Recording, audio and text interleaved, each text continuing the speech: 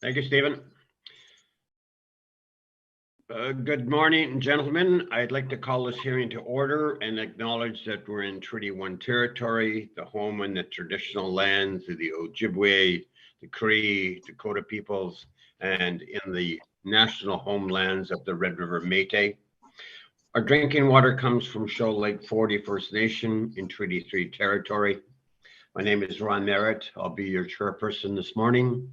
Introducing the panel members via Zoom is Mr. Richard Whitbread and Mr. Bill Moretsky. Our recording secretary is Stephen Lunn, and representing the city from the assessment department is Matthew Barocas. This morning we'll be hearing application for revision of the business assessment role in accordance with the City of Winnipeg chapter. The matter for which revision is requested has been described in each application, and we'll limit discussions to those matters. The statements that are made at this hearing are sworn testimony, and anybody speaking in these matters must be sworn in. Please be advised that comparisons of assessments of properties are not considered evidence of market value by the Board of Revision. The board is appointed annually by City Council and is independent, along with the city administration. We make our decisions based on the evidence provided at this hearing and issue a written order that will be mailed to all parties as soon as possible.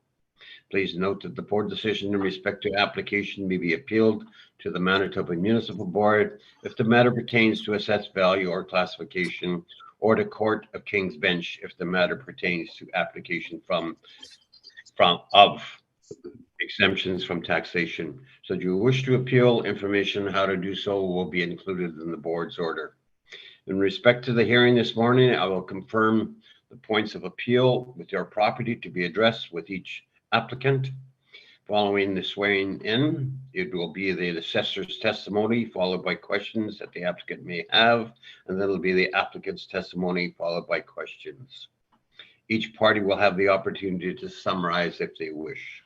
Once all evidence about the application is brought forward, the applicant may leave. The process will repeat for each item on the docket this morning. The session will close after all applications have been heard, and the board will deliberate in private and make its decisions. You will receive the board's decision by registered mail as soon as possible. As information, all public hearings are live stream recorded and will be part of the public record. This morning, we will be hearing items 1 to 7 plus number 9 and number 10. I ask Mr. Lund to affirm the assessor and to the applicant's testimony. Mr. Lund, please state your full name.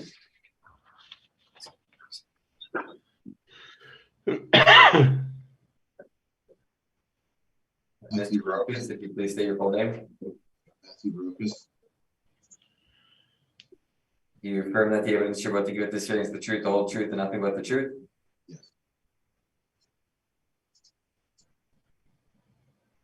Sorry, I think we're having issues with your audio, Mr. Barocas. Can you hear me? Yeah.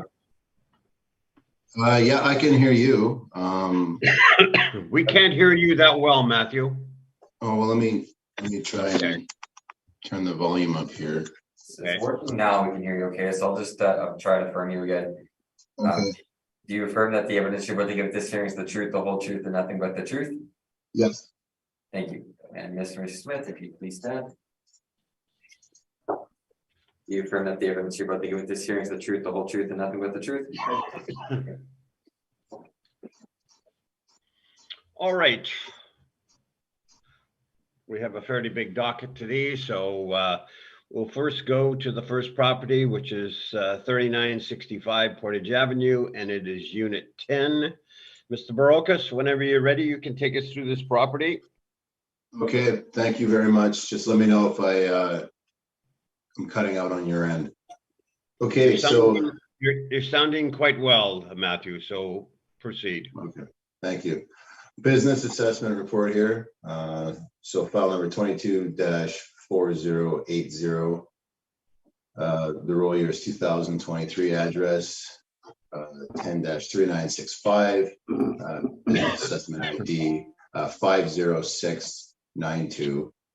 It's located in the Point West Auto Park, where, if you're not familiar, it's right by the Assiniboia Downs, just west of the perimeter, north of Portage. There's a whole bunch of car dealerships. We're dealing with many, if not all of them, today. So I suppose the first property will be the most involved, and then I think there'll be a lot of cylinder areas where the rest will roll fairly quickly. That's what I anticipate. So we have a total annual rental value of $298,920. The total area of this premise is 17,111 square feet. We have a total modeled annual rental value per square foot of $17.47. You can see the breakdown in the table below where it says the subject bid. It gives the premise area, our base annual rental value before occupancy costs on a per square foot basis. The net rent for $15.12. Then we've got our occupancy costs, which I believe, unless anything has changed, are agreed upon. And then we have the total occupancy costs and the total annual rental value once you add the occupancy costs to the base annual rental value to come up with the overall annual rental value of $298,920. So if you go to follow me to the next page, what you'll see is a table of rent comparables. This is the table of net rent comparables that was used throughout the realty cycle in office for car dealerships, which is what this place is. So these are not they're not car dealerships, so to speak. They're examples of larger showroom retail leases where the operation of a car dealership would be possible as determined by our office section. These are the same comps that were presented in the realty appeal. So you can see the ages. They range from 1973 on the really low end at 1000 St. James, but most of them are in the 2000s. The age of this premise, the building, the improvements are 2002. So when you're looking at the comparables here, that falls in line. The age would presumably be a reflection of the quality type of build. I would assume that a newer build improvement would rent for more than an older build improvement, given the same location, of course. And you see leases go from 2018 all the way back to 2013. So there is quite a large range of lease date. This is what they use. This is what put in the net rates. Again, this is before occupancy costs. This would be including these rents would be including utilities, like you'd see that word not including in our $15 base ARV. They range from $14 all the way up to, I believe, $26. So looks like we're at the lower end of the range on the base ARV, and then when you add the occupancy costs, we're still within the range. So average is around $18. Our base ARV is $15, so we're pretty confident with that. The border revision order here, this is what happened in realty. So it was reduced. On the final page, you can see the board's conclusion. It was based on our NOI, though, so they agreed with our rents, the panel, and then they made a change to the capitalization event. That's not what we're talking about here today. We're just talking about rents. So I asked that the board remain consistent with what the panel decided last time and confirm the assessment or the overall ARV. That's my evidence. Thank you. I thank you very kindly. Mr. Smith, questions of Mr. Brokus? Yes, thank you, Mr. Chair. I would ask that we have nine or 10, I can't recall, auto dealers here today, all in the same location. My questions for the first property will largely be the same for all the remaining properties, so I would just ask that my questioning on the first one carry forward through the remainder of the properties and be kept in mind by the panel. So noted, sir. Thank you. Thank you very much. Hopefully that will save us some time here. The looking at your brief here, Matt, I think you had noted that the comparables that are included here were presented by or developed by the office section of the assessment department. Is that correct? Office, retail, I'm not sure exactly what section does the car dealerships, but it does say the comps are retail. They would have been in collaboration with each other. Right, but so I guess where I'm going with that is these are not comparables that you yourself brought forward. They were the same comparables that were used in essentially all of the auto dealership appeals in this cycle. Is that correct? To my knowledge, that would be the case, yeah. Okay, so I've been involved in probably 20 appeals in this cycle. There were 28 comparables in the list in each of those. I see that there's the same 28 here today. Would it be fair to say that that would be a safe assumption?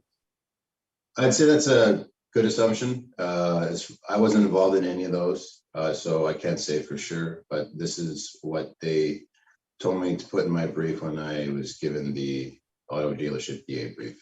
So I assume that is the case. Absolutely fair. So the given workload and your work in multifamily, etc., I'm assuming you didn't have the opportunity to inspect any of these properties. I haven't been there lately it's on a work basis. I haven't been there on a work basis ever. I've been to the property though, personally. Yes. All right, that's fine. So let's have a look, I guess, at well, we'll start with the decision. So you included the Board of Revision decision from 2023 Realty for this particular unit and all of the other properties that we're dealing with here today. The change there was made on the reduction there rather was made based on change in capitalization rate. The city's aware that each of these decisions has been appealed to the municipal board. Yes, I did look that up. I just noticed that. Okay. And let's skip forward to the comparables then on your page number 2 there. So this is the crux of the argument here today. So I'll spend a bit of time on this. I did go through this list and confirm that they are the exact same comparables in the other that were used in the other hearings that we've done. So I'm confident in the questions that I have here. And I certainly recognize that you didn't come up with this list, so you may not have all the answers, but I do have to ask the questions. So in going through the comparables,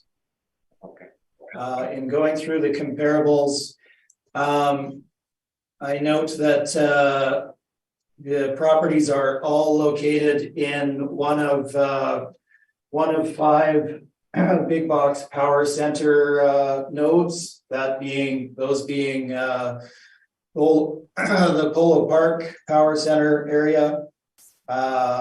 Surrounding Polo Park, you have the node surrounding IKEA and Seasons of Tuxedo, that being the second, located at, well, where IKEA is at Sterling Lion and Kenaston.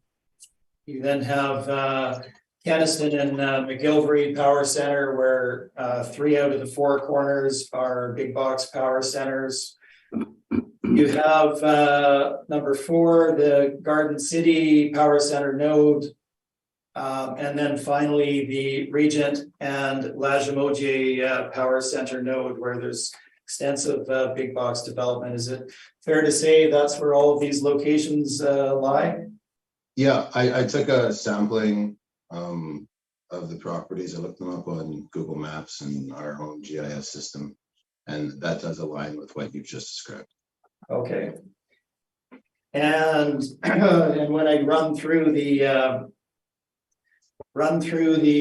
leases that are shown here, and I don't want to go through each and every one, but in looking at the tenancies, is it fair to say that they're all dominantly national chain big box stores?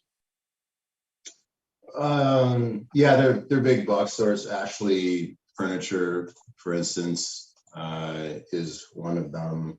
I know there's another one on St. James you have in your brief. I forget what that one is, but typically those locations are occupied by those types of tenants. Yeah, fair enough. So just as a small sampling here, as you had mentioned, Ashley Home Store, we would also have Michael's, Save On Foods, Old Navy, Best Buy, Giant Tiger, Shoppers, Marshall's Home Sense, Manitoba Liquor Commission, Moores, Home Outfitters, Sport Check, tenants of that nature, Bed Bath and Beyond, Home Depot, etc. Is that fair to say? Yeah, they're larger ones. In this list, they're the larger tenants for sure. Okay, and those locations, being big box power centers, each of these tenants would be a tenant within a larger development, so they would be surrounded by other similar big box tenancies. Is that fair to say? Yeah, typically that's the case. Okay. And in looking at those locations, are there any auto dealers that are located within those power center nodes that these property, or rather these tenants are located within? I'm just going from my memory here. Like, I know when you go down regions, there are several auto dealers there, like adjacent to the bigger box centers, Sport Check, what used to be Future Shop. I didn't include it in my brief, but I know there was a Chinico lease for 1066. They're asking in 2020, they're asking for the car dealership, the Hyundai Focus dealership, they're asking $16.50 a square foot for the lease. I didn't include it in my brief, but it is adjacent. Well, it's just down the road from those, again, power center type areas. Right. So but it's neither of those. So the Regent properties that you're referring to and the Nairn one, none of those would be within the power center itself, right? They're further away. I would say they're power center adjacent, but they're not within the block themselves. Okay, and the 10-6 or the Nairn Avenue listing from Shindico that you were referring to that isn't before us but was brought up. That particular listing was actually for sale as well. The property was neither sold nor rented prior to the valuation date, despite extensive marketing, correct? I can't confirm that. All I have is the advertisement, and it was listing the 2019 taxes, so I can only assume that it was up prior to the reference date. That's what they were expecting to get from it, or hoping to get from it anyway. I can't say whether it got filled or not, though. Okay, I believe those are all of my questions for the moment. Thank you very much. Thank you, Mr. Smith. Mr. Whitbread, questions of the assessor? Yes, I'd like to build a little bit on what Trevor has asked, and I hope I'm not duplicating it, but I'm looking at your brief, and my questions will relate to all 9 properties that we're going to talk about today. I have 3 or 4 questions, and I'd like to have those carried forward so I don't have to repeat them every time. Is that all right, Mr. Chair? Absolutely, Mr. Thank you. So, sorry. Matthew, you talk about your comparables as large retailers, which typically have a large showroom that a dealership could operate in. I think that's what I heard you say, number one. Is that correct? Yeah, like a structure that is similar to what you see when you go to a dealership like this. I don't have pictures. Trevor does, you'll see it. Number 2, I'll leave that alone. Well, none of these, I think you mentioned, are auto service or auto dealerships as such. No, that would be correct. Okay. The tenancy is listed as retail. So when I look at an automobile dealership, as we're going to look at primarily today, it's a complex business. You've got sales, service, detailing, parts, tires, storage, bodywork, maybe a cafeteria, finance, car rentals, fairly complex interaction between the customer and the owner of the operation or the staff in the operation. When I look at retail, I don't want to simplify this, but would you agree that retail, typically the goods come in the back end, they're organized and sorted, put in the front end, the customer walks in and purchases the product and walks out the front door? Quite a bit different than an automobile dealership, is it not?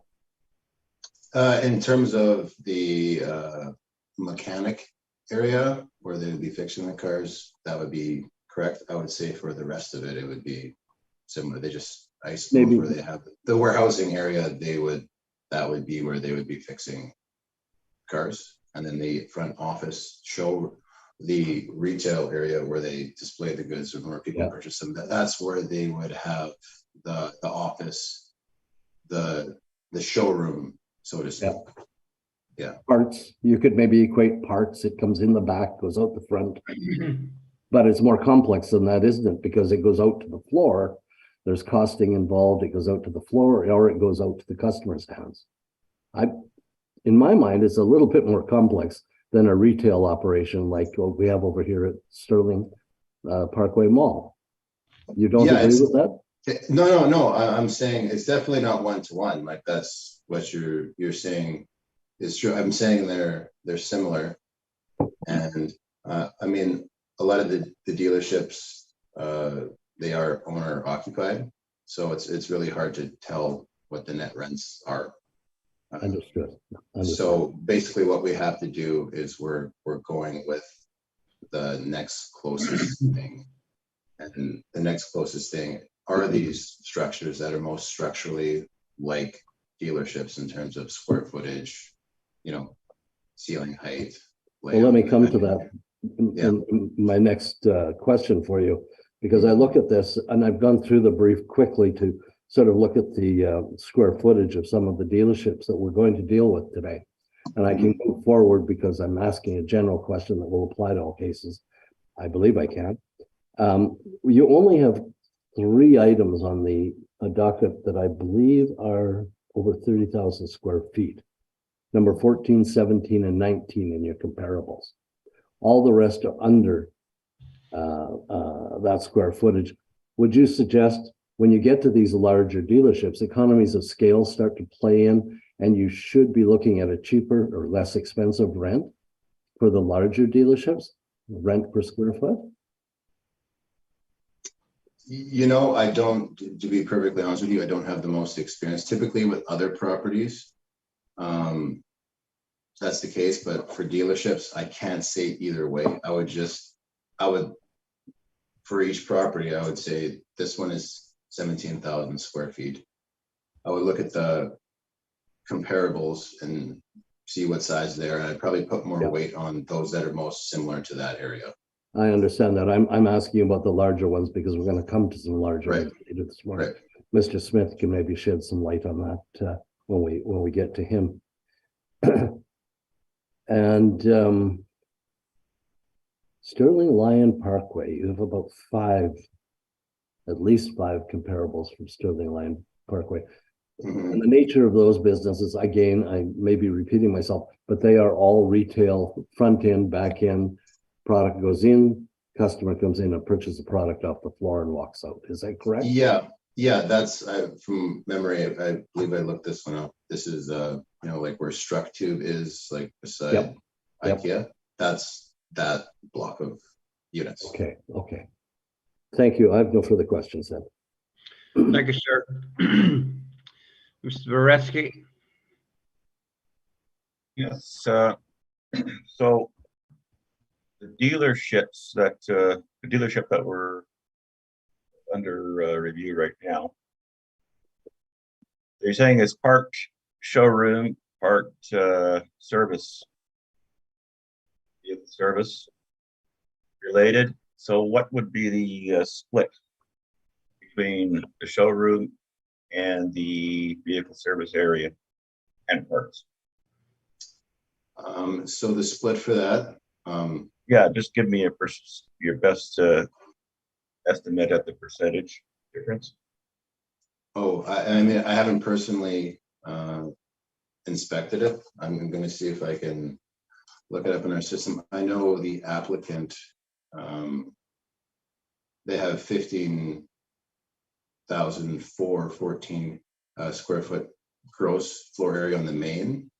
And then there's a mezzanine of 1,697, but I would assume that the main floor would include some portioning to the service area. The exact square footage, I don't know. I can look it up while you ask me more questions, and I'll try and get back to you after I get the answer. If you're okay with that, if we want to speed things along. Yeah, I guess my second question would be related to the first, but I can continue. So did the in your workup, however it was done, did it consider the difference in rent between a retail area and a vehicle service area, and blend those together to come up with the base ARV? Is that the approach that was taken? I mean, I got these comparables from our office retail section. I wasn't informed in how they're developed. I typically work on multifamily properties.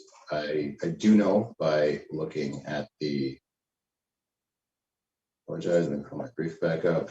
The base ARV at $15 a square foot does seem to be lower than the majority of the net rates provided, but I can't confirm whether that split was something that was considered. I imagine it would be.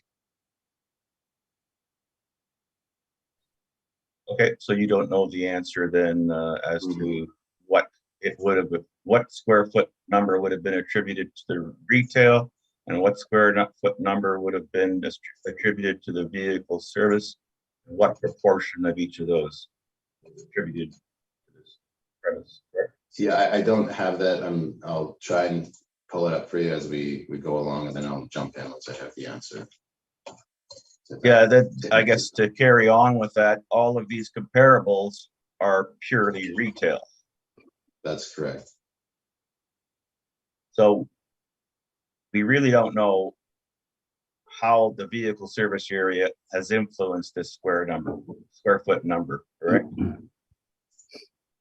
That is correct, dealing with it on that basis. I do know, and I didn't include, and I did bring it up in my presentation, that there were Shinnecoe leases.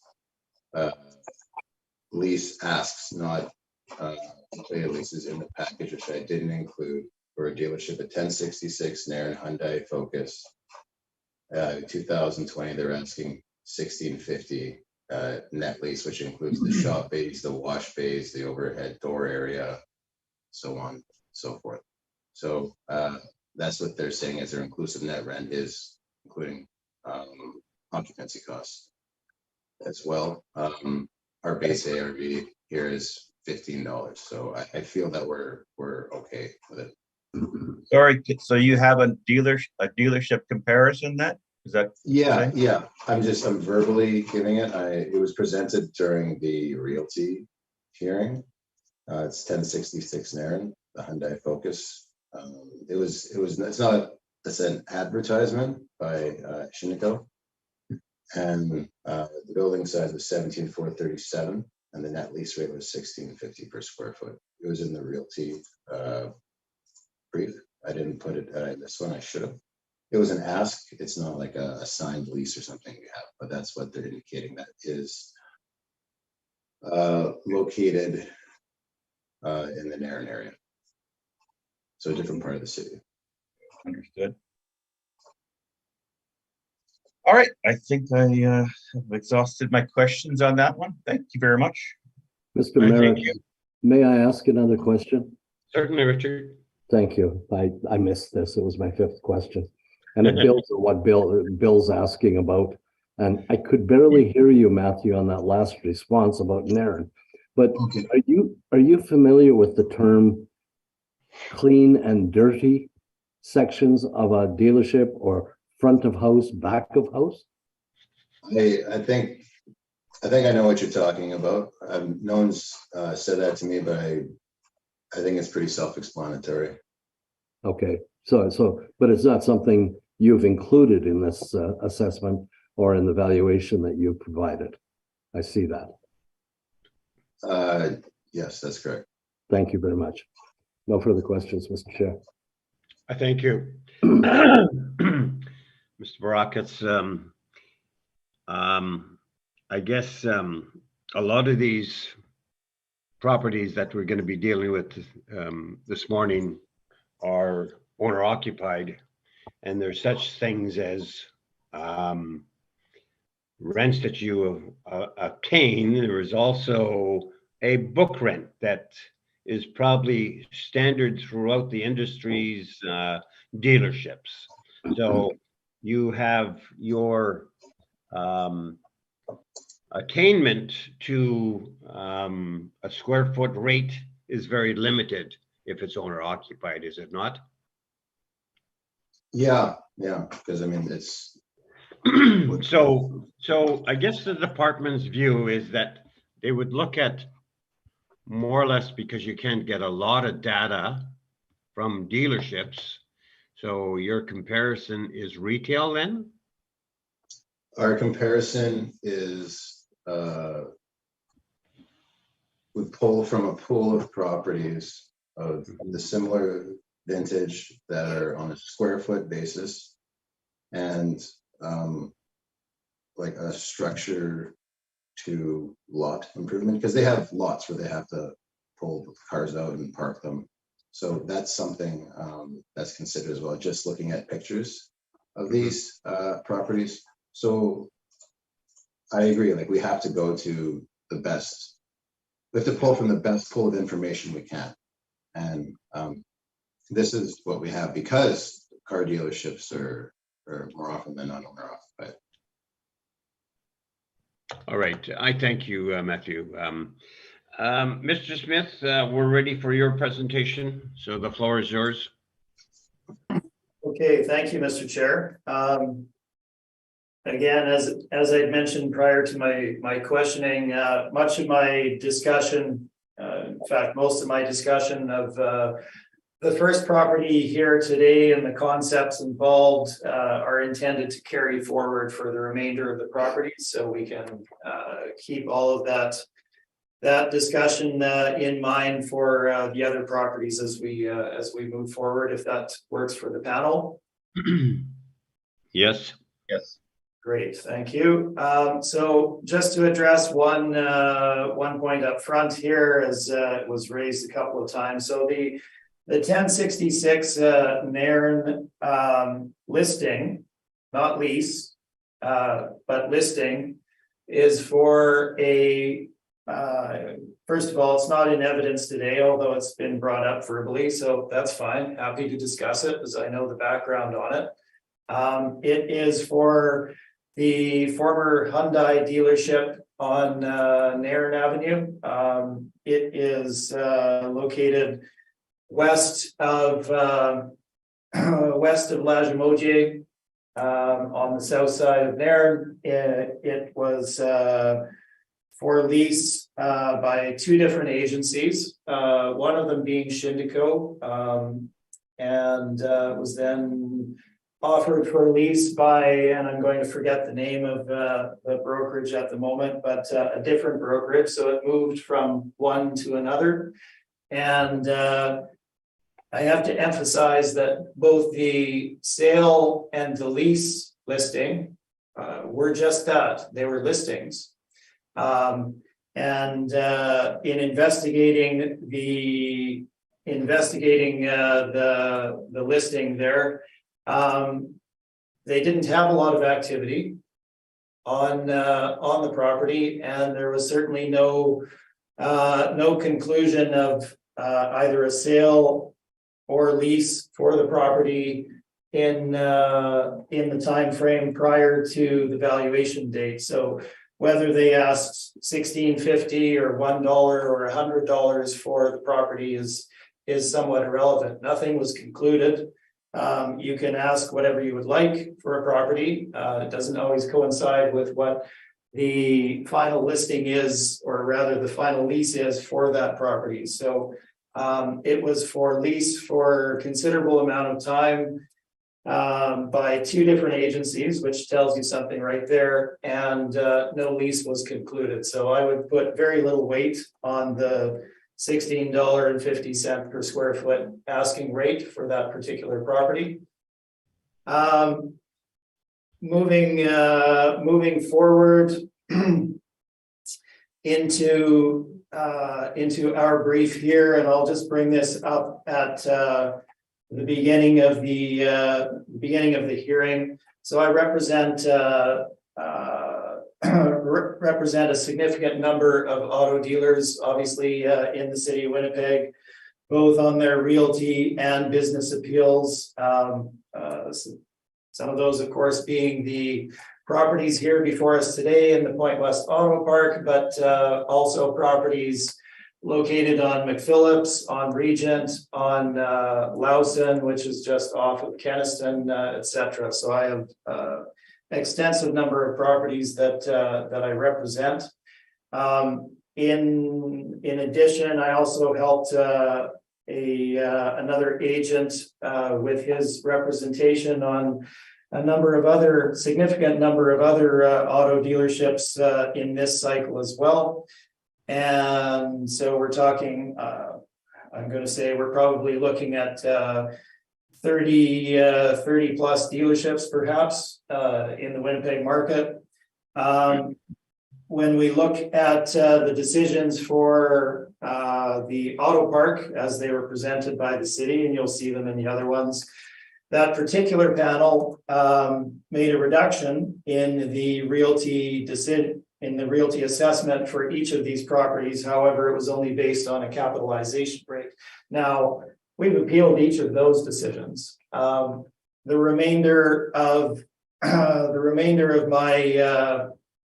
realty appeals dominantly followed my presentation and my valuation, in that they used our net operating income, and they may have made a slight adjustment to the capitalization rate, but dominantly they were in agreement with our net rental rates as applied to the properties, and you'll see that in the back of my brief here. Now, what I've done is present 10 of these decisions. There's significantly more of them, but I didn't want to give you a 200-page brief, so I only included 10 of them, giving you the actual decision, as well as my valuation page and the cover page for that actual property, so you can see the confirmation of what the information was that those were based on. So when they say based on the applicant's NOI, you can see what the NOI was. Now,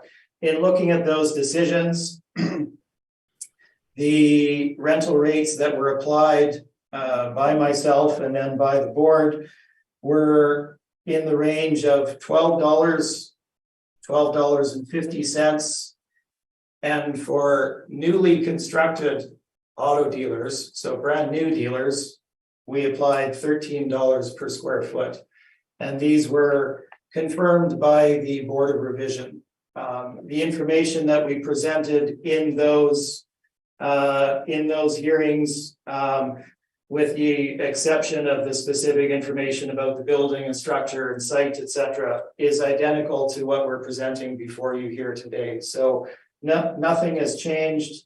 As I had mentioned in my questioning to the city, they have exactly the same rental comparables before us here today, the same 28 comps that I've seen in all of these appeals. So there really is no difference between what was presented in these hearings and what you'll see today. So just wanted to provide that background. Again, those decisions are in the addenda of my material. There's also some additional information which I'll cover very briefly as we go forward. Getting into the actual valuation of these properties, as mentioned by Mr. Barakis there, auto dealerships are owner occupied, almost without exception in the Winnipeg marketplace. I can't think of any exceptions, frankly. If there were, we would know about them and gather that info. What this leads to, as Mr. Barakis said, is a challenge in valuing the properties because you have no existing arm's length net rental rates to look at for auto dealerships in the market. So that leaves us with the task of determining the best methodology for valuing these particular properties. When you don't have any existing arm's length evidence, you need to look at the property itself and the components of it, the structure of it, location, etc., and determine the best methodology. So what the city of Winnipeg has done is look at the structure and say, well, it's most comparable to a big box retail tenancy, structure, location, etc. And they provided those rents and based their valuation upon that. Now, this is there's a number of issues with this, and I'll go through them in detail, but relatively quickly here, so we can get through all of our properties here today. Looking at an auto dealership in terms of the physical structure of the property versus a big box retail location. So if you take your Best Buy or your Home Outfitters or Ashley or any number of big box tenancies, what you're looking at essentially is a wide open floor space with the majority of the building being dedicated to being selling floor. So you're looking at typically in the neighborhood of 80 to 90% of the building being dedicated to the selling floor of that particular tenant. And then at the rear of the building, you typically have your loading, your warehousing, and some small amount of office. These tenants are national tenants, so they don't have a great need for built-in office space or anything of that nature. So it's typically just warehouse and loading and very small amount of office at the rear, as obviously office is taken care of at their headquarters. They may have a small financing desk in the case of some furniture stores or something of that nature, but obviously a Michael's or a Staples or things of that nature don't have that same need. So that's your structure for a big box dealer. Now, if you look at auto dealers and the structure of an auto dealer, it's significantly different. As Mr. Whitbread had mentioned there's many different business components to the actual operation, and they each have their own area. But basically, if you look at the structure, you can divide it for the purposes of methodology. You can kind of divide it in two.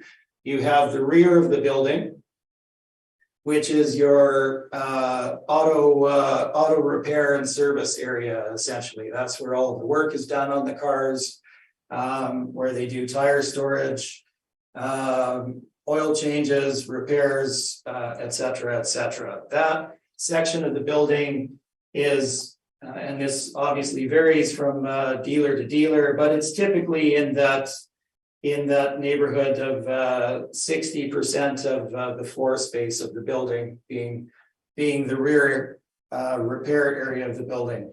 So that's one component of the building. The other component is the front of the building, which is your showroom, retail / office space. So if you walk into a dealership, yes, you have a showroom there with a number of cars displayed, but you have I don't know, a number of cars is going to vary, but you've got, say, 4 or 5 cars that are displayed in the front of that dealership, and then you have reception desk. You'll typically have a customer coffee area and or lounge. You'll have some financing cubicles at the rear of the space or on the side. And then there's typically administration office that is built in there as well. These components typically comprise, call it roughly 40% of the building. And again, that number is going to vary dealership to dealership. Now, is that space the same as a big box retail? No, it's not. It's different. Obviously there's a much larger component of office. There's much more demising. It's not all wide open. And the build out for the dealership is specific to that particular brand. So whether you have a Volvo or a GM or a Volkswagen, they'll have a specific image that they require the dealership to meet. So they need to build that front end out in order to meet that. So that would be color choices, flooring, some extra details, etc. So they can look glitzy, but it's specific to that particular brand. And those build out packages change relatively regularly, typically on the order of in and around 7 years. Every brand will typically go through kind of a rebranding, and they require the dealers to invest in redoing their space in order to meet that brand. Now, what is the applicability of that particular build out to any other potential tenancy out there on the market? It's very low, frankly. So while they look nice, there's not a lot of transferability of that particular build out to others. So that is your difference between an auto dealer in structure and big box dealer. Now, again, if you look at the big box dealer, you're looking at 80 to 90% of that building being floor space dedicated to the selling of their product. And typically in many instances for a lot of these big box stores, the product is stored on the selling floor as well, in that there is racking. So you'll have 2 or 3 levels of racking of that particular, of the products that they sell. So that those are very different structurally. So that's one component of the difference between big box and auto dealers. So when you look at that, is there any possibility, simply from a structural point of view, that an auto dealer would locate within a retail big box store? No, there really isn't, because they would not function in there. It's not made for them. Auto dealers are essentially special use buildings, and they would not function within a big box space. So they would not locate there for many reasons, that being one of them. The structure doesn't work for them. If you look at again, big box versus auto dealers, location is also different. Now, as I mentioned in going through the city's comps, we have essentially 5 big box power center nodes where all of these comparables are located, all of these national tenancies.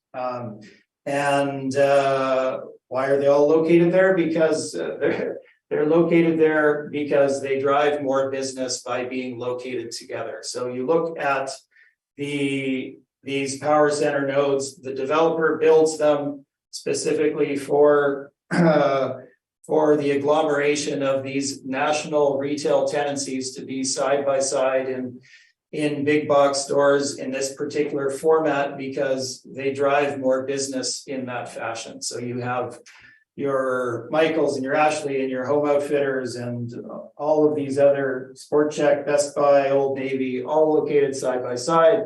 People go there because they can do all of that shopping at once. There's extensive parking out front for them, and the national tenants want to be there because they know that is where they will drive the most business. Now, none of these power center locations will have an auto dealer within it. Many reasons for this. The auto dealer won't work within the format that they have. The tenants that are there and the developer essentially won't want them on site necessarily either. And the rent that would have to be paid in those locations, because the agglomeration of those national tenants enables, and this is the reason for the developer developing them that way, enables them to charge a premium rent for location, for a tenant to locate in those locations, as they draw national tenants and they draw all of the shopping interest to those particular locations. So an auto dealer is simply not cut out to be paying the same premium rents that a national retailer would be paying on sites such as this. So when you look at where auto dealers are located, some of them do agglomerate. Yes, that is the case certainly with Point West, which we'll get into as we move forward. You also see some agglomeration on Waverly and on Regent, but again, these are auto dealer sites. You're not looking at connected buildings, all adjacent, all selling different products, with the ability to drive premium rents. They are significantly different. So when we look at the properties that are located on Regent, the auto dealer properties are located further to the east, well away from the power center nodes, across the train tracks, and essentially one, maybe two rather large blocks further east from the easternmost edge of where the power center could be said to stretch to at its greatest limit. So they're not on site. Are they on the same street? Sure they are, but they're not in the same location. So if you go to the power center node at Regent Lagimodiere, you're not there to buy cars, and you're not going to stumble across them. Same thing on McPhillips, Pembina, Also on the new properties that are just off of Kenniston Boulevard, they're not in the power center node. They are further to the north across the train tracks, significantly separated from the rest of the retail in that area. So these are, this is how auto dealers are significantly different than big box retail stores. They're built to suit properties that would not function, and I didn't mention this already, but would not function for retailers to locate within the auto dealers either. They're not in the same location and they would not be able to drive the same rents.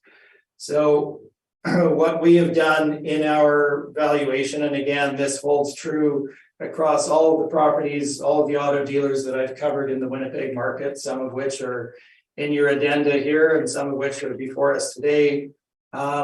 The methodology that we've put in place is to look at the structure of the property and divide it into those two components, the rear auto service area and the front showroom / retail / office component, and provide the appropriate net rental comparables in order to come up with an effective way of determining a fair market rent for these properties. So that is the methodology that we have followed here today. So let's get quickly into the subject property. Now that we've covered that background. So we're looking at Unit 10, 3965 Portage Avenue. The subject property is a Volvo dealership. It used to have another brand which has separated from this particular location. It's now simply a Volvo dealership, which is a little bit of a stretch. But that is what they're doing with the property. It's on a relatively small site of 3.9 acres. The site itself is actually shared by another tenant, that being Tim Hortons, which fronts on number 1 highway there. We've probably all driven past it many times. And that has a relatively large area specifically designated to it. So we're not able to determine a land to plan area ratio for the subject property, but it is relatively cramped in terms of having adequate space for a display of auto product and storage of auto product on site, B, customer parking, C, service parking for vehicles that are brought in for vehicle service, which is a significant component. And then you have staff parking as well. This particular site is quite cramped and is not ideal for that purpose. Getting into the photos, we begin on page 4. You can see the exteriors, some of the interior of the property, and then on the bottom of page 4, we have one photo essentially of the back of the property, giving you an image of the rear service area. So when you look at the service area, there's really no comparability to obviously big box retail. You have a concrete floor, drains, hoists, open deck ceiling with venting, et cetera, et cetera. Moving on, the description of the property begins on page 7. I'm not going to run through this for you, gentlemen. I think it's there for you to read if you wish, covering all of the components of the structure. Fairly straightforward in terms of an auto dealership. Again, we're looking at special use buildings here, so that is certainly the case with the subject property. Bottom of page number 8, and this is an important component. The Point West Auto Park, where the subject property and all the properties we're dealing with here today is a condominium development. It's located to the west of the perimeter highway, to the north of north of number 1 highway and to the south of Assiniboia Downs. Essentially, that's where your location is, to the south of the Iceplex as well. The development agreement and the zoning agreement with the city of Winnipeg that was struck by the developers of the auto park, who are also the owners of each of the units in the auto park now,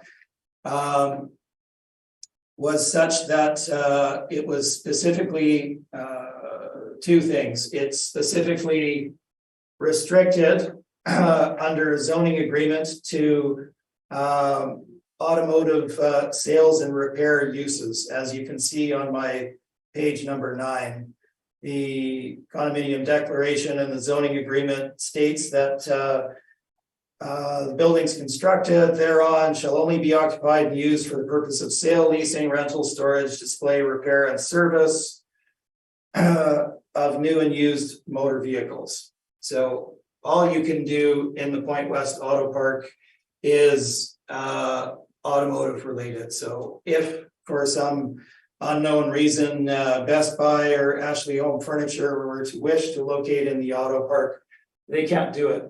The restrictions are such that they would not be allowed to do that. Beyond that, obviously, you're not going to get a national retail tenant of that nature looking to locate in such a remote area without any other supportive retail surrounding it. So pretty straightforward on that front. The other aspect that was determined at the beginning of the development in the development agreement between City of Winnipeg and the developers of the condominium auto park was that the condominium owners are wholly responsible for the cost of maintaining and repairing / replacing the infrastructure that is normally the responsibility of Winnipeg. So what does this mean?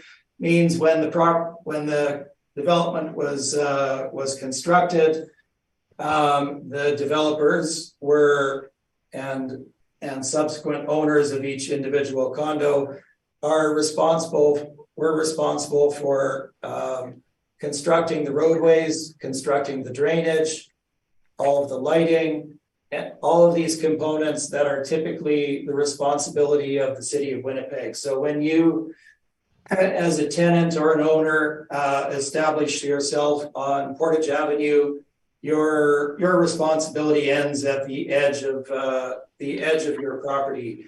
In this case, the condominium property itself takes into account those public areas, we'll call them, which is the roadway within the park, all of the lighting, all of the drainage, all of the other infrastructure components that are required. So if you were a tenant to be looking apples to apples, same building, same site, located on Portage Avenue versus in the auto park, you have all of the additional costs of maintaining that infrastructure on an annual basis. So snow clearing, et cetera, changing of,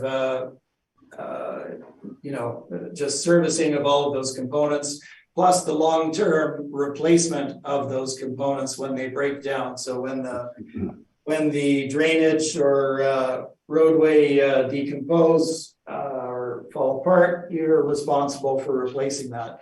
You're not responsible for replacing that on Portage Avenue. So there's these additional costs that are faced by these owners in the auto park that you would not face elsewhere. So as a tenant, when you're looking at going to Point West Auto Park versus Portage Avenue, McPhillips, Pembina, wherever the location is, you're going to take that into account, that you have these additional costs.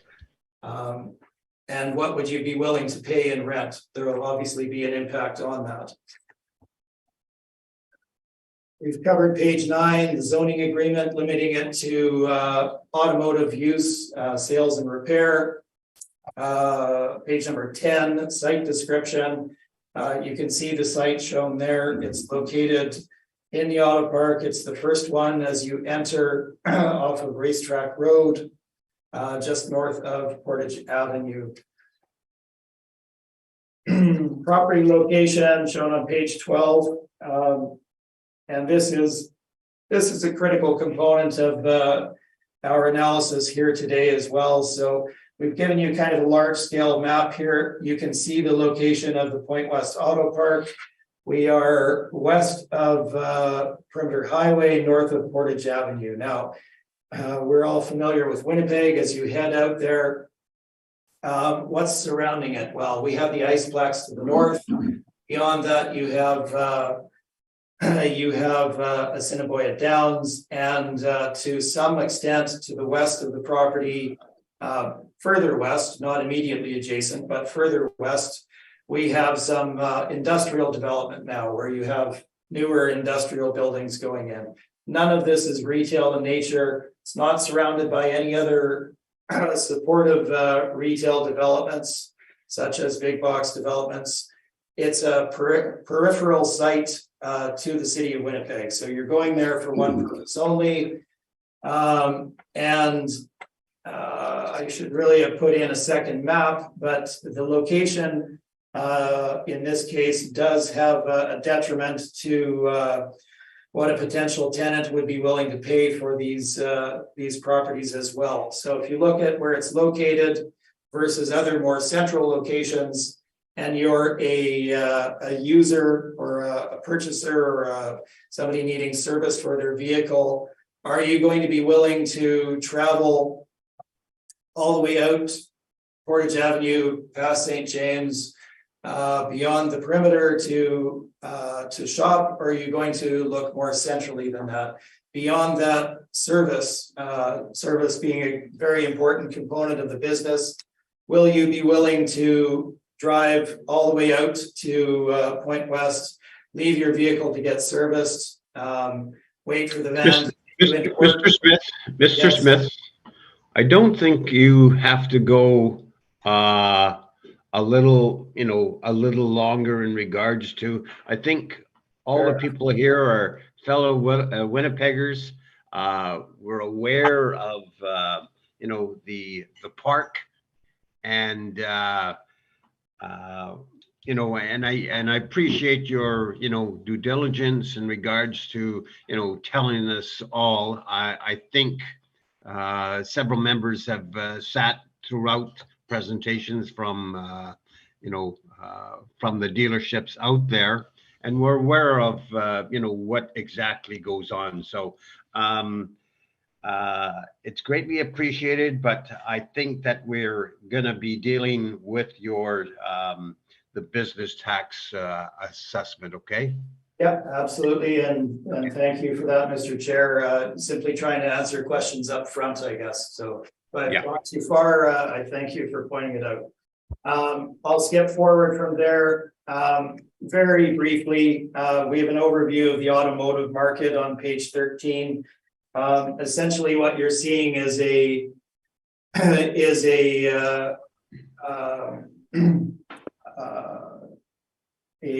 reduction in the need for and the number of bricks and mortar locations, so dealerships in the North American market overall. We're seeing a move to distribution centers, essentially, where people do all of their shopping online, then they pick their vehicle out, essentially, and then they go and pick it up at the dealership itself.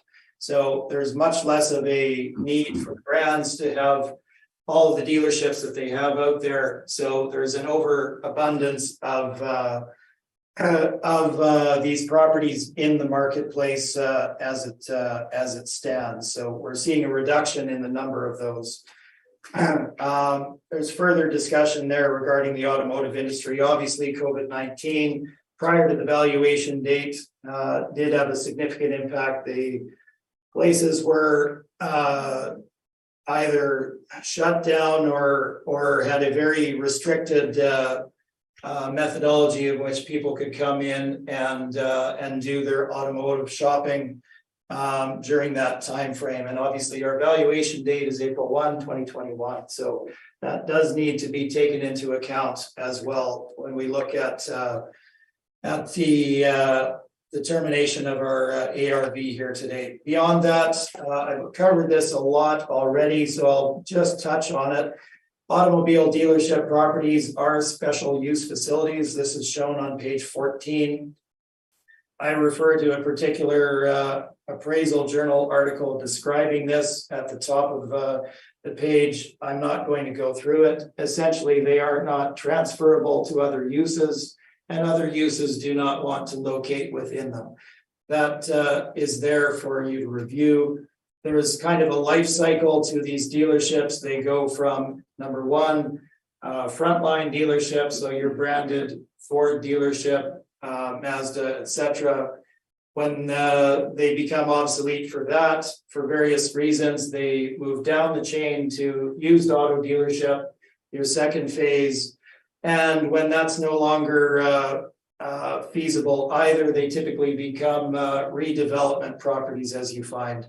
I've given you six different examples of this in on my page 14, and if you move to page 15, you can see just a very quick comparison. I was going through the differences between big box and automotive. If you look at my comparison there of 840 St. James Street, which is a Michaels location, looking at the structure of that versus your standard auto dealer, you can see the difference. So I'll leave it at that.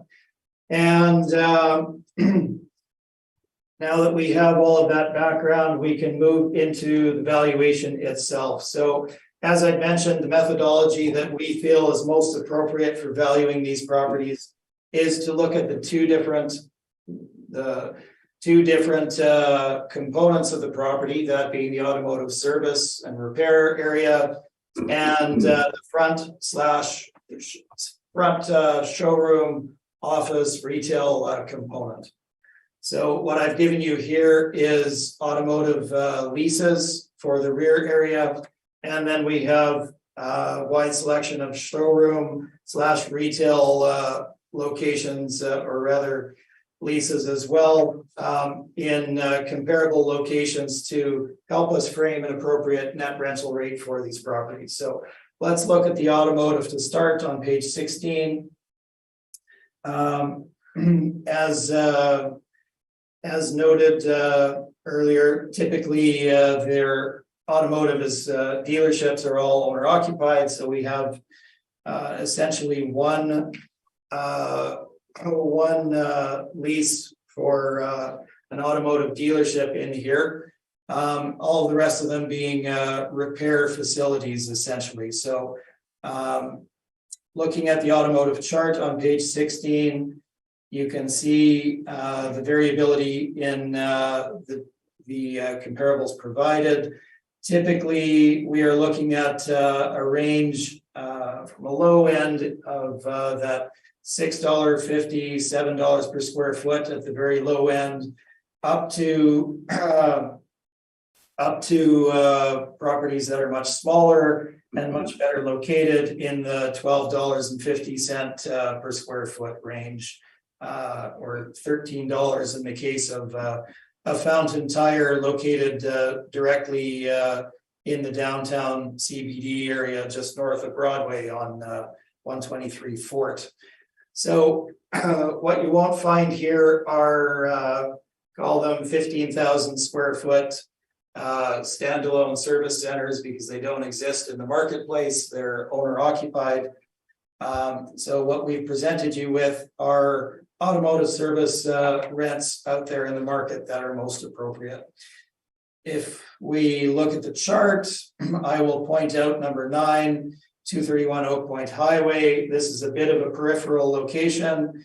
Obviously, being on Oak Point, it is 14,500 square feet. It was originally constructed as a Harley Davidson dealership, built in 1990, so relatively recent. And it has since moved down the scale to a used auto dealership. 2017 lease there for 5 years at a rate of $7 per square foot. Now, this would be inferior to the subject property and the subject properties here today, but that is the rent that is being charged there. 2 properties on Pembina Highway, very well located. Number 10, rather, 960 Pembina, $12.75 per square foot. This is an automotive service closer in towards downtown.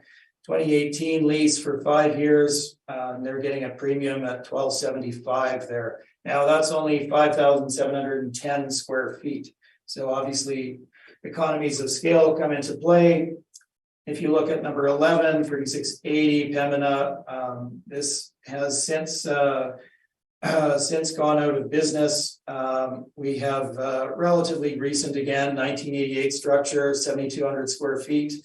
2017 lease at $12.50. So again, considerably smaller than what the repair area of these properties would be here today. The balance of the properties are all generally well located on your major thoroughfares of Osborne, St. Anne's, Nairn, etc., with some variability.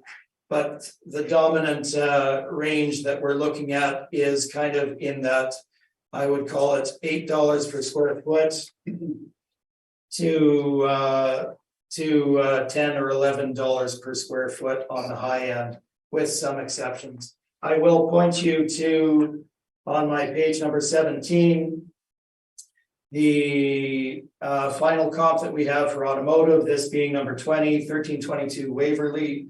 This is not auto body, or rather not auto. It is a premium used car dealership. It's located on the corner of McGilvery and Waverly. They signed a lease there in 2018 for 5 years for a significant size property, 27,000 plus square feet, at a rate of $6.85 per square foot. So there's a few things to look at here. The tenant did have to do their improvements. Their improvements are essentially limited to the front end of that building, which you can see in the photo at the bottom of page 17. So they did some build out, but it's not as extensive as a typical dealership. And then the back end of the dealer is generally also display space, but it's more in tune with an automotive service area, in that it has concrete floors, open deck ceiling, pillars, etc. So there's some paint in there, but it's not extensive. So at that location, they're getting $6.85. Now, granted, they had to put their own money in, so it could be somewhat higher, but that is an absolutely center ice location, essentially, in terms of visibility and where you would want to be in terms of your market for an auto dealer. Let's move on to showroom retail. So again, we're looking at the front, call it 40% of the building, and what would a fair rental rate for space such as this be? So we've given you 17 different leases here. They range from a low end of $6.05 per square foot, which I'm not going to put any real weight on, up to the high end of $13.50 per square foot at our comparable number 4 there. So let's run through this a bit. The typical range is, I would say, from $10 per square foot, $11 per square foot, up to that $13 per square foot type of range. That's where the majority of the comps fall. What I've done here is given you a map and a photo of each of these comparables. What I will point out is that they are all very well located, and the tenancies within them are of that showroom retail type of nature. So let's have a quick look at my page 18, then you can see the photos as you wish. The first comparable is located just, it's on Pembina Highway, but at the rear of the site. This is Stone Angel Brewing It is wide open restaurant type space where they also do their own on-site brewing. It's not my best comparable. They're getting $10 per square foot there. That's located in a strip mall, 2017 lease over 10 years. Decent location there. Moving on, we have quite a number of comparables that are in that same type of area, but adjacent to as the IKEA and Seasons of Tuxedo. So when you look at my Lorimer comparables here, are these on site with the power center? No, they're not. They're on the other side of Kenaston with good visibility in excellent, very recent buildings that are built as flex warehouse / showroom retail type of space. So let's look at these. We have 960 Lorimer, 12,500 square feet, 2020 lease at $14.25 per square foot, plus a significant amount of free rent, which we have not factored in to bring that down to a net effective rent. That's for property built in that 2011 to 2019 timeframe. Same location are all the next ones. So we have a spin cycle studio, again, same type of layout, same location, $12.45 a square foot for a 10-year lease. 976 Lorimer, just under 10,000 square feet. True Hockey is a developer of hockey equipment. They also have a significant sales floor in that location. They're paying $13.50 again for 2017 lease over 5 years. 970 Lorimer, a high-end tile store of just under 16,000 square feet, paying a rate of $12.25 per square foot for a 10+ year lease. Now, these are all as of the valuation dates. So those rents that you see, whether they were struck in 2012 or not, often have steps. So these are the correct rental rates as of the valuation timeframe. Moving down, so we have Nature Park Way, 18,000 square feet. This is located in the in just off of Kenaston in the very large flex warehouse development there, which we'd all be familiar with. You'll see Tim Hortons at the front of the site, along with a bank and a fitness studio. So we have an 18,000 square foot lease there for a building fronting on Kenaston, essentially well set back. $13.75 for a 2016 lease there for a quasi retail type of tenant. Number 7. 1357 Kenaston. So 1357 Kenaston is also essentially Nature Park Way. So same location, $13 per square foot for 3,000 square feet there. Couple on Fort White Way, which are a little older and beyond the Costco on McGillivray. One of those has gone out of business, that being the Sky Zone. But they were achieving $11.90 a square foot there. Moving on, 996 Lorimer, Dynasty Bathrooms, $12.50 a square foot. Again, excellent location. And I'll point again to 1290 Kenaston. So you'll see the map and the cover page for this. This one I think is particularly appropriate, numbers 11 and 12. This is a former industrial building that was specifically purchased for redevelopment into a showroom retail type of space.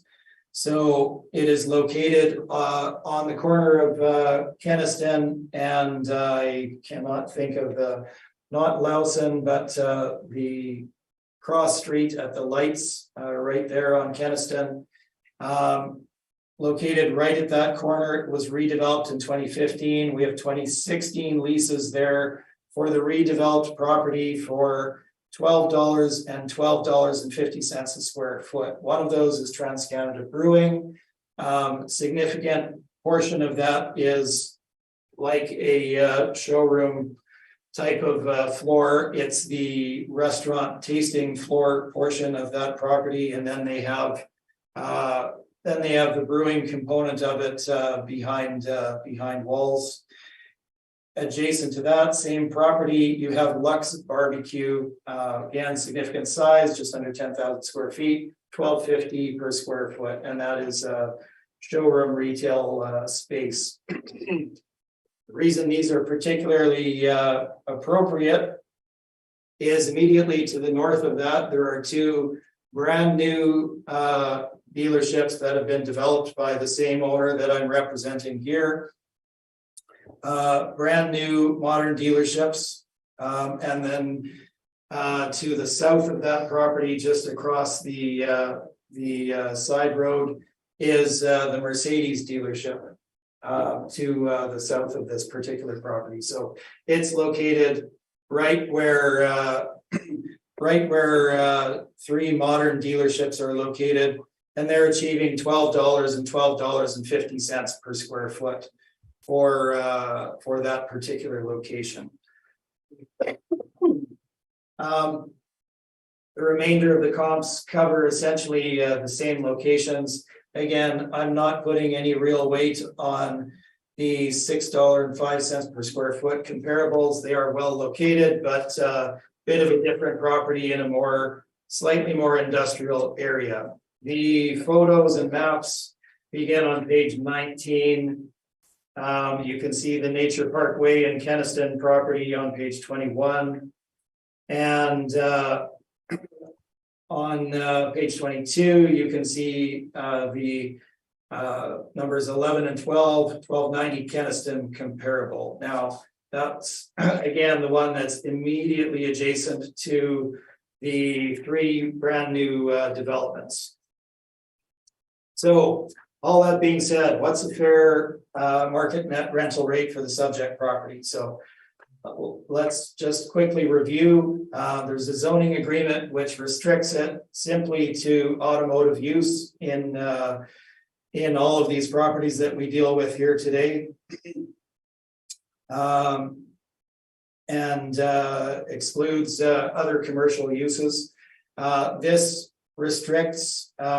greatly restricts the market to whom an owner would be able to lease the property, obviously. So that has an impact on the ability of an owner to what rental rate they would be able to charge. The location. Mr. Smith, Yes. can you, we've gone for an hour and a half. All right. Okay, which is fine, but can you get, I mean, we can read through this also, but we have a lot of properties here. So Yes. I appreciate if you would get to your presentation, and we've taken, you know, an hour and a half to listen to all the restrictions.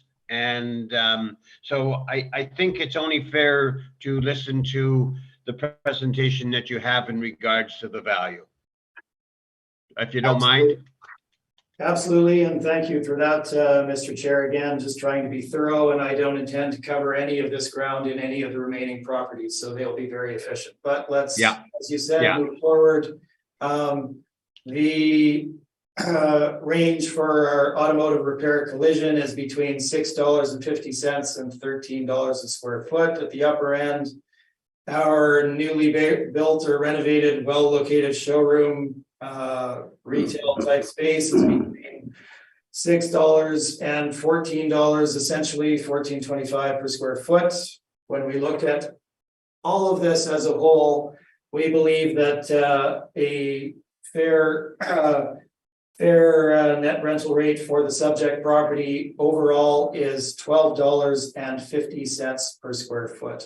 This gives us our gross potential income as shown on page 24 we're not in disagreement with any of the estimated expenses. So when you add our projected annual rental value, annual rental income based on $12.50 a square foot to the expenses, we come to a final ARV of $254,090 rounded. The addendum materials include the income and expense form, the 10 decisions out of the many that I could have included for you in the addenda, as well as some discussion with regard to the local automotive market around the pandemic, as well as the changes in the automotive dealership market itself. That's in the addenda for you if you wish to read it, and I am happy to answer any questions. I thank you, Mr. Smith. Mr. Assessor, questions of Mr. Smith? Yeah, just a couple quick ones. If we can go back to page 5, please, of the applicant's brief. This building originally was built in the early 2000s, 2002. Would that be correct? That is correct, yes. Okay, and just looking at the pictures, like bottom of page 5, page 6, have they been doing any renovations to this interior of this place since that time? For a long time, there hadn't been anything done. They did undergo a renovation driven again by the brand Volvo, and redid some of their surface materials, as you can see in page 5 there. Yes, so there was some renovation done to the property. Yes. Okay, and then if we go to page, let me see here, page 16. So you've got your automotive repair comparables. When I'm looking at the ages of these facilities are much older than the facility age of the subject property. For the most part, would you agree with that statement? I would agree with that, yes. Okay. And then looking at the next page, the showroom retail ones, the ones you pulled up here, do these have improvement to site ratios that would be appropriate for a dealership, for instance, like the first one, Stone Angel Brewing, which is kind of tucked in the back of a strip mall pushed back off Pembina? Yeah, no, I did describe that it was at the rear of the site. So are you asking what the land to plan area ratio of these comps is? Well, not like I don't want numbers. Like, would you say that they have adequate like parking space for the vehicles for the operation of a dealership? No, and I mean, I can't categorically say which ones would and which ones wouldn't. Certainly, there will be some variability between these. The point here is to show comparables that have that same type of category of use and structure as the front end of the dealership.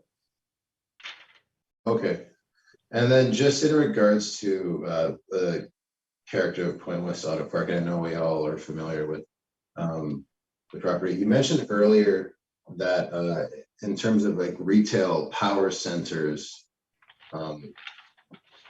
companies group together to drive traffic and be more profitable. Could that not also be applied to Point West Auto Center and it being like an automotive power center where we've got 10 or so of these units together, where that traffic would be driven based on their proximity to each other?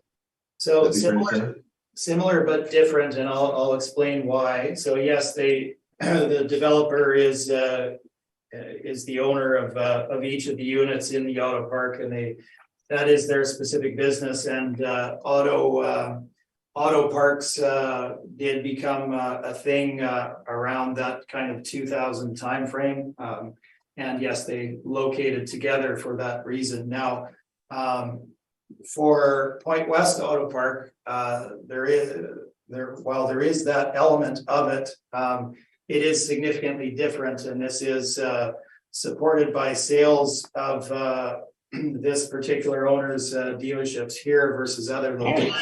Excuse me. In that it's very peripheral to the city of Winnipeg. It's not in a power center node such as the well-located Regent and Lachimoje or Keniston McGillivray, etc. It's on the outside of the city. So as a purchaser or service, somebody that needs service for their car, you're driving, depending where you are, to the far side of the city, needing to get a ride back into town, and then a ride back out to get your car. I know that many people are unwilling to do that, and it does have an impact on the value and their ability, the sales that they generate there versus other locations. As you can see from the move of some of their dealerships to other locations. Okay, I think a lot of information has been reviewed, so those are my questions. Thank you. I thank you, Mr. Whitbread. Just one point, and Trevor, I may have missed this in your presentation, but you talk about a Tim Hortons facility, and I see on your property map on page 10, a dotted line between Tim Hortons and the dealership. Can you just comment on the relationship between the two? And it's obviously not factored into this value. No, it's a separate entity, of course. So the dotted line that you see there, Mr. Whitbread, is the area that's dedicated to the Tim Hortons itself in their lease now, or dedicated to Tim Hortons, and if they do another pad site on the corner there, which they've been unable to do. So the auto dealership area is the area to the north of that line. Yep. Where you can see the larger building, which is the dealership. So all of that site to the south is not available for use by the dealership, and indeed is fenced off and not available for them to utilize. But the area under the solid square is one lot size, is it not correct? The area under, Like there's a solid line all around that property, including Tim Hortons. yes, And that is one lot, that is, yes, that is one lot. That would be the 3.9 acres that's referred to in my discussion. So we don't have a specific breakdown of what the area for each half is, but you can see that it's quite a bit, well, it's divided essentially in half. Yeah, I was trying to determine where that 3.9 acres came from. You've clarified that. Thanks very much for that. No further questions. I thank you. Mr. Moretsky. On your page 18 here, your showroom comparables, are there any kind of standalone big box with big parking lots, that kind of thing? Standalone big box. Like a Home Depot or Costco or something like that? No, there's really not in the mix that we have here. What I was looking to provide, aside from that particular kind of niche category of showroom retail, is a similar size to what the front component of these buildings would be too. So if you look at the big box, certainly standalone, they would be generally quite a bit bigger than what you would see being the front component of these dealers. Would you agree that there's quite a bit more park or land space required for a dealership than these retail outlets that you have here? Would that be fair to say? Well, they do typically have obviously need for land for display of product, storage of product, customers, etc. So yes, they do have that need. That's not to say that these others don't. If you look at the Lorimer properties, they have extensive parking. But yes, there would be somewhat of a difference between those two. Absolutely. Could that requirement then influence the amount of rent that it would yield if it needed a big land area paved? So, and this gets into the challenge that we have with determining the appropriate methodology, right? So we can't look at apples to apples in the market because it doesn't exist. So we're left with determining the best methodology. So when we look at similar type of property, similar location, similar use, they're not going to be 100% the same. So in terms of these showroom retail locations that are here, these tenants are locating here because they're well located, because the structure suits them, because they have good visibility for their showroom retail type of activity, and they have adequate parking for their needs. So they're able to pay the rents that are shown there. And these are generally very excellent locations for these types of uses. They're not off center or anything of that nature. So in translating that to an auto dealer, well, an auto dealer, yes, will need greater land area, but we can't find anything to compare that to on the market. And as I said, looking at big box retail versus auto dealers, there really is no direct comparison between the two. Yes, I wasn't implying that, but Sorry, I would agree. I I would agree with that. misunderstood your question. I apologize. No, that's okay. So page 24, if you can refer to that, please, your valuation. They came up with a figure of 1250. You mentioned before that typically it's a 60-40 split between, I'll use Richard's terminology, dirty and clean, with 60% being dirty. Did you use that methodology when you came up with the 1250, 60-40 split?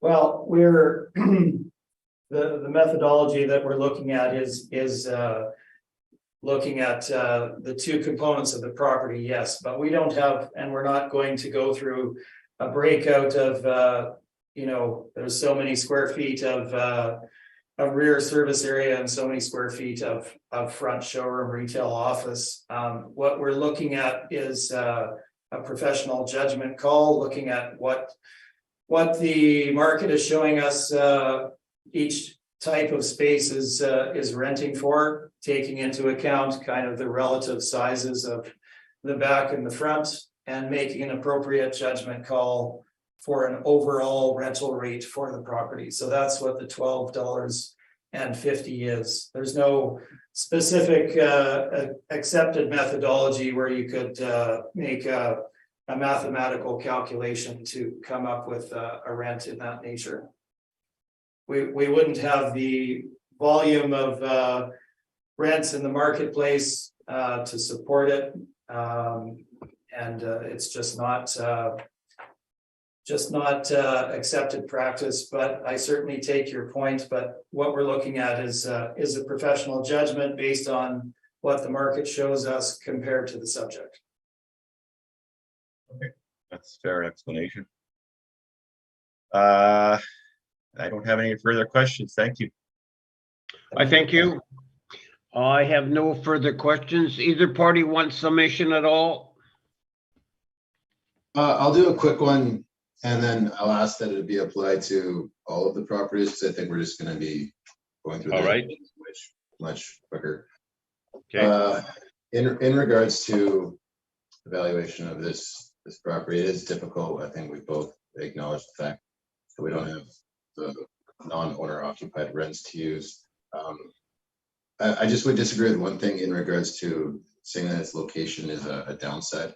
It's about a 20-minute drive from Grant Park Shopping Mall, according to Google Maps. So I don't know what you would think is far. I don't think that's very far to go check out a car or go get a car serviced. Obviously, you're not going to service the whole city, but I think given that it's an automotive power center in itself, that's why it's grouped together that way. That coupled with the fact that the buildings are all been built in the past 20 years, and the fact that it got confirmed on the realty side, I believe that our valuation is sound and should be confirmed. Thank you. I thank you. Mr. Smith?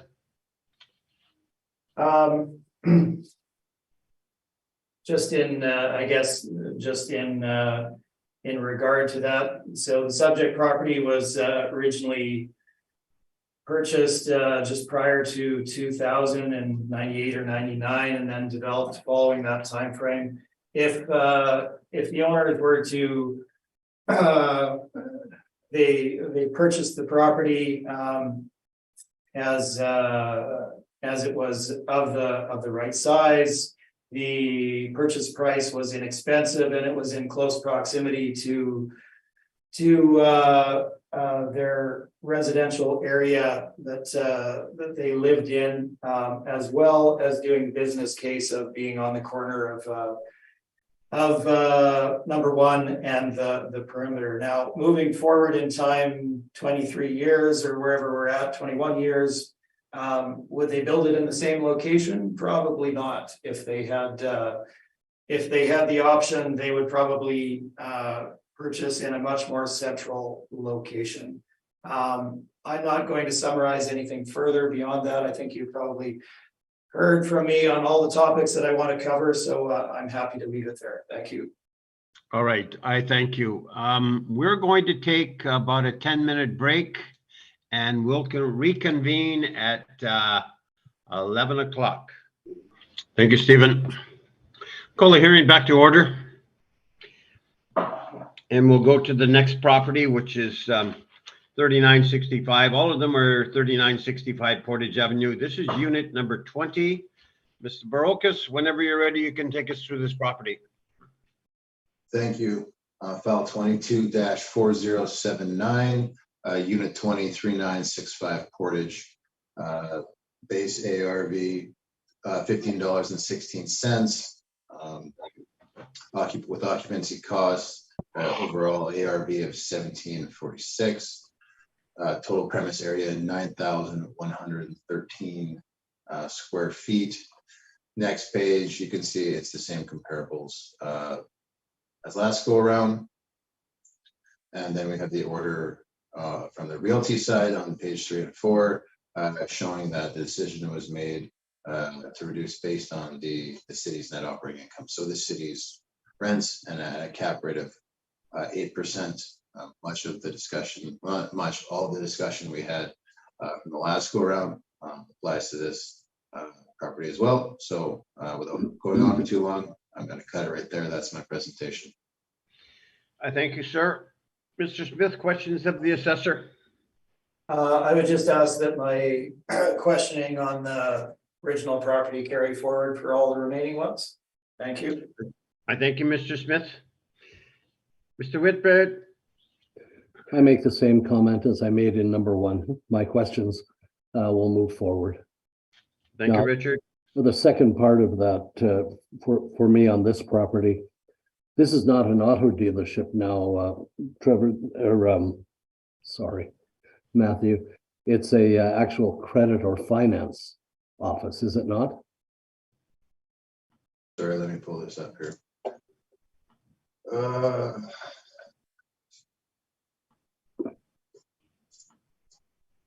Seems a little bit small for a dealership. 20. So I kind of did mass. I did a mass for existing that they wrote. I must admit, I cheated a bit. I looked at the evidence from the applicant, and it does show a Birchwood credit. Okay, well then, that is the name, Birchwood Credit Solutions. So that would be the case. Locationally, everything else remains the same. Okay. Yep, thank you. No further questions, sir. I thank you. Ms. Boretsky? Yes, given that these are all dealerships we're looking at today, and you're using the same 28 comparables throughout,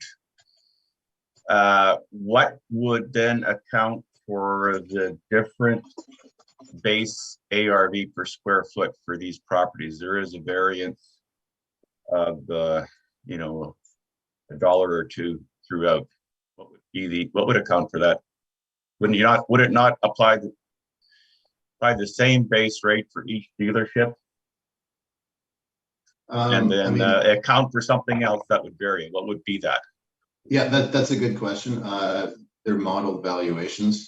Admittedly, typically working in the multifamily section, I don't have an answer to that question. I know compared to the last one, they're both in the low $15 range, so that it really doesn't seem to be too much variation, though this one is about half the size. So it doesn't appear like there's an economies of scale, at least looking at these first two properties at play here. Yeah, I have to admit, like Richard, I cheated a bit and I looked ahead to the other properties ahead of us, and there is more variance than what is shown between the first and second one here. So you know. But you don't know why then? Is it economies of scale or no? Okay. No, I wasn't directly involved in the assessment of these properties. Okay.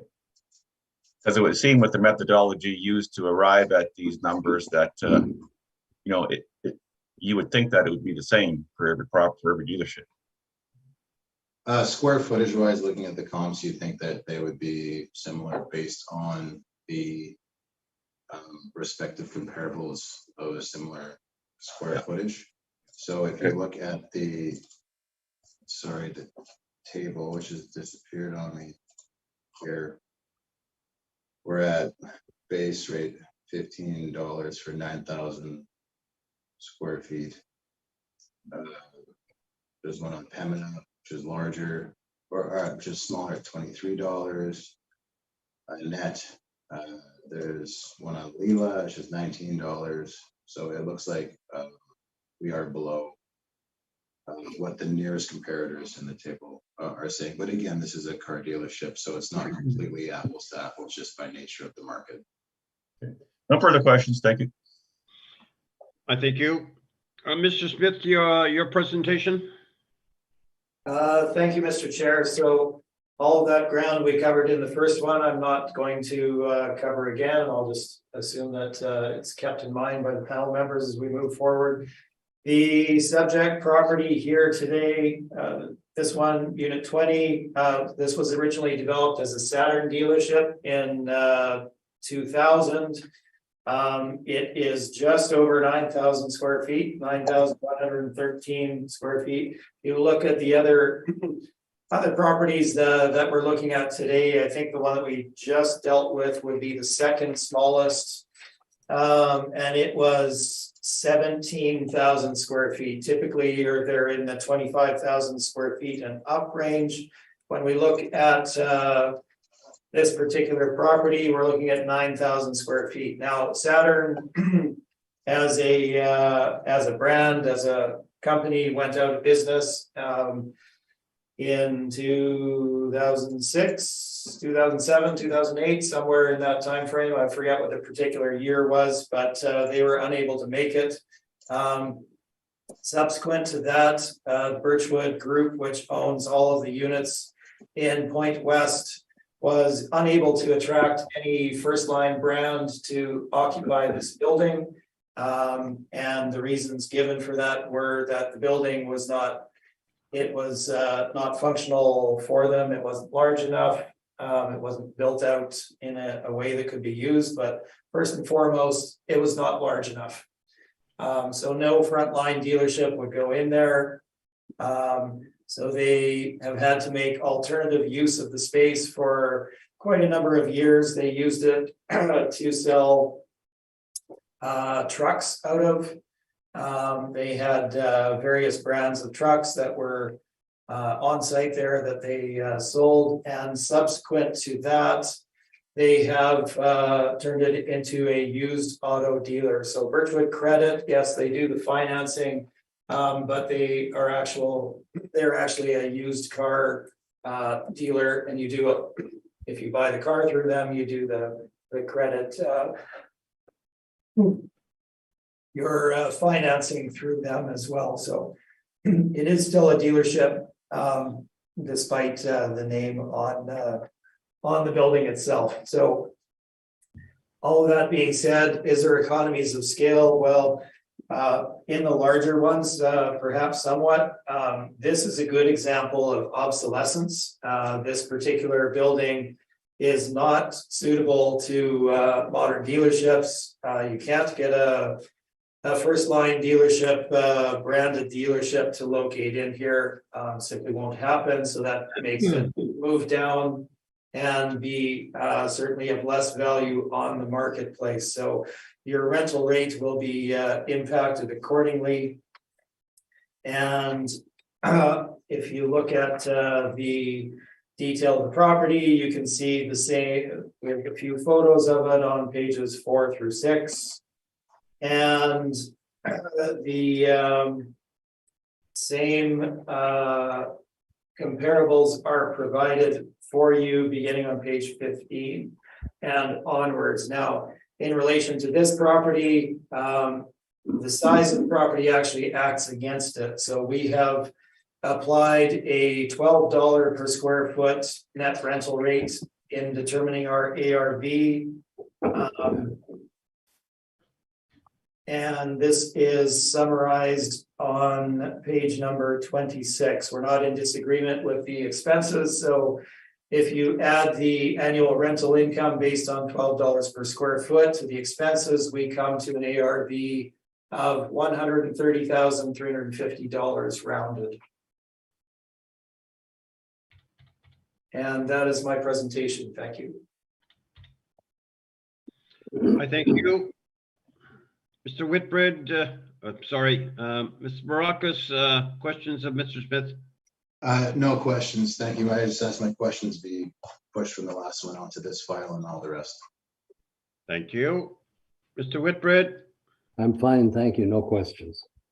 Thank you. Mr. Moretsky? Just a couple quick ones here. Your total of 133,500 is not divided. Oh, you heard that? Yeah, I'm sorry, I didn't have the methodology that the city uses to come up with the final ARV with the divide by 12. I don't actually have that, unfortunately. So my numbers will be close, very close, but not exact. So do we have your permission to round those to the appropriate number? Absolutely. If we choose to go that direction? Absolutely. And I don't know if this question is appropriate or not, but you have a rent of $12.50 for this one? $12 per square foot. Are you going to use that for the remainder of the properties? No, I'm not. Thank you very much. Thank you. No more questions. Thank you. Bill, maybe you could work out that number for us later, okay? Yes. Yes, I already have it. So Okay.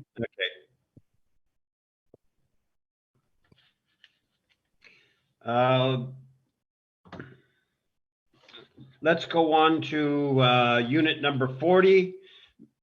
Mr. Barocus, whenever you're ready. Thank you. File number 22-4077, Royer 2023, unit 40. 3965 Portage Avenue. Again, same spot, total area of the premise is 29,060 square feet. Overall ARV is 1630. Base ARV is 1399, so it is a bit lower.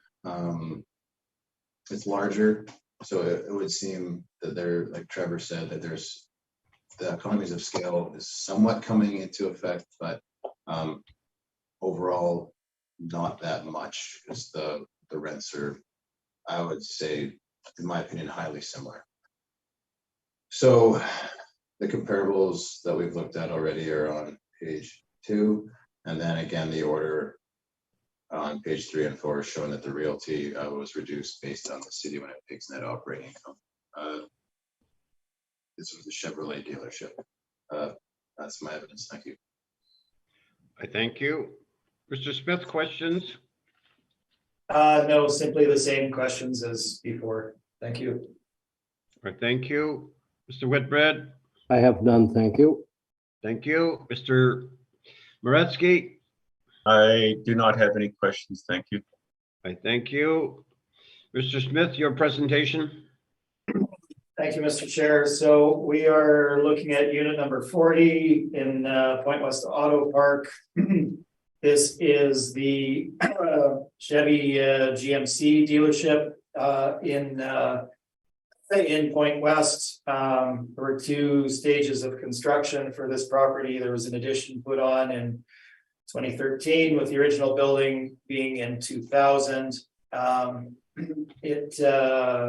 We're looking at larger property, obviously 29,060 square feet in this case than the prior ones that we were looking at. If you move forward into the photographs for the property, beginning on page 4, you can see some of the interior. So what I will note for this one, and I haven't made an adjustment for it in this case, is the build out for the showroom retail office is a bit dated in terms of auto dealerships. You can see the lower T-bar ceiling with acoustic tile and older tile, etc. It's not that it's bad space or anything of that nature.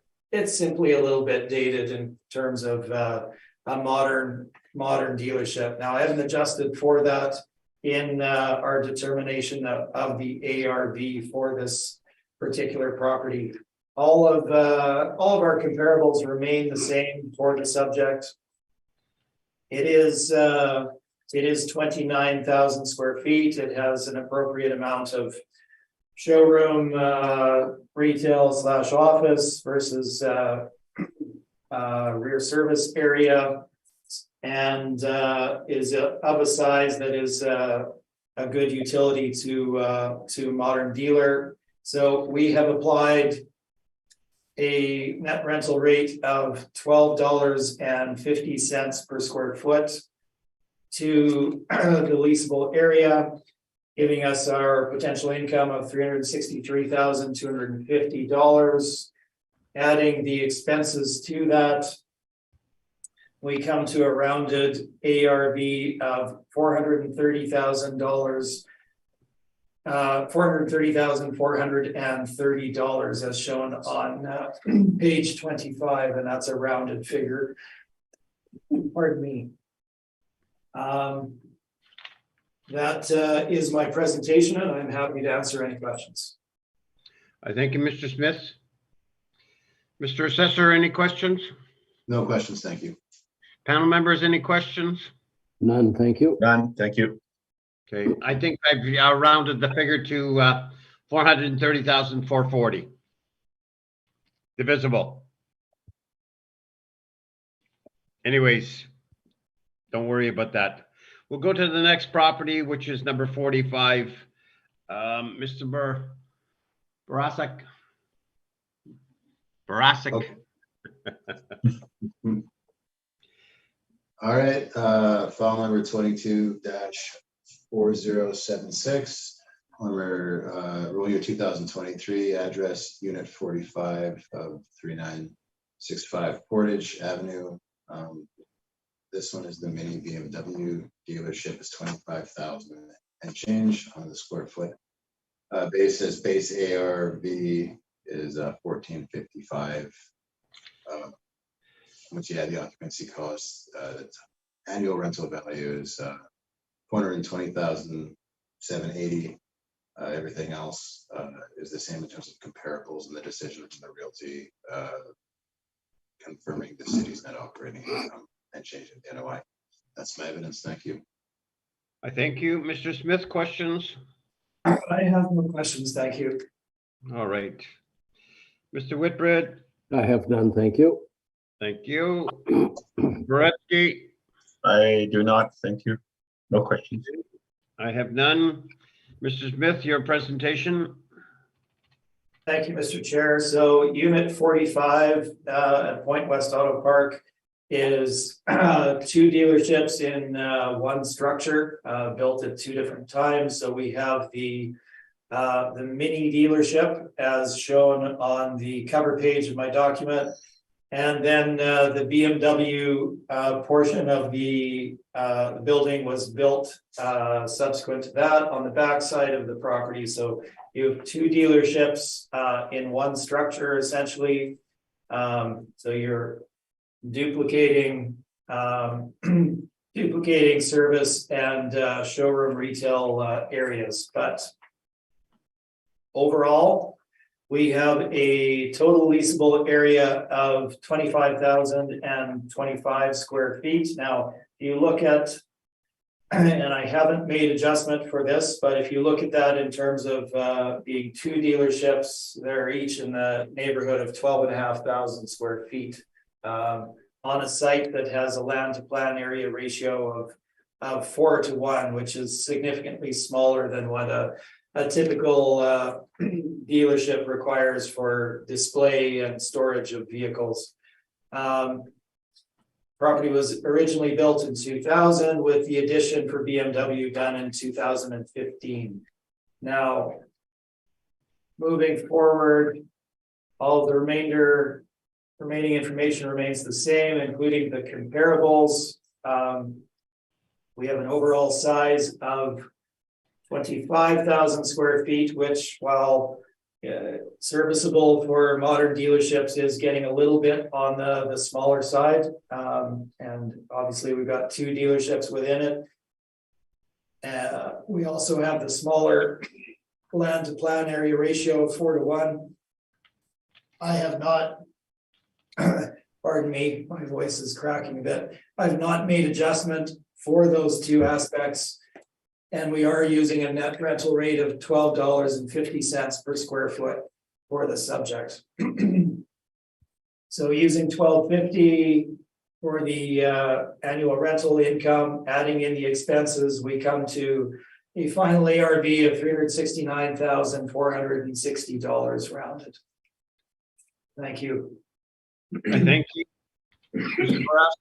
Mr. Barasic. No questions, thank you. Mr. Whitbread. Just one question. Have you visited this? I guess 2. Have you visited the site, Trevor? I have visited all of the sites, yes. Okay, so are you telling us there are 2 distinct separate dealerships here, or are there some shared services, as in front counter, front office, parts? Would you say there are shared components here? And I walked through each part of the building. So the mini building was the original one. It's on, we'll call it the east side of Racetrack Way, and then BMW was built on the back side, which we'll call the west side, I guess. And they each have their own showroom retail area. Mm-hmm. And in the back, they each have their own service area as well. So they are essentially distinct, but they do, you can walk from one to the other, but they don't have shared service essentially, to my to my knowledge. And if you look at, let's look at the photos. If you look at the bottom of page 4, you can see the original mini building on the front there and a bit of the side with access doors to the service area. I'm not sure if my photo of BMW shows you the same, but certainly there is access from one service area to the other area. How much they share, I can't specifically recall offhand. Okay, thank They're you. built separately. I'm fine. No further questions. I thank you. Mr. Boretsky? I have no further questions. Thank you. Okay.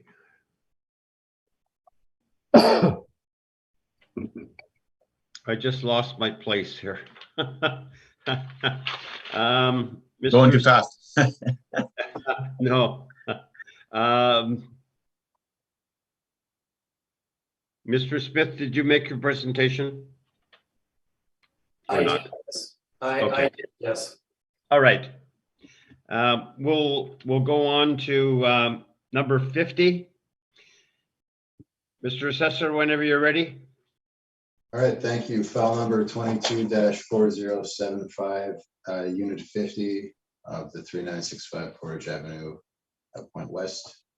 This one's got a total area of the premises of 27,414. It's the Birchwood Infinity unit.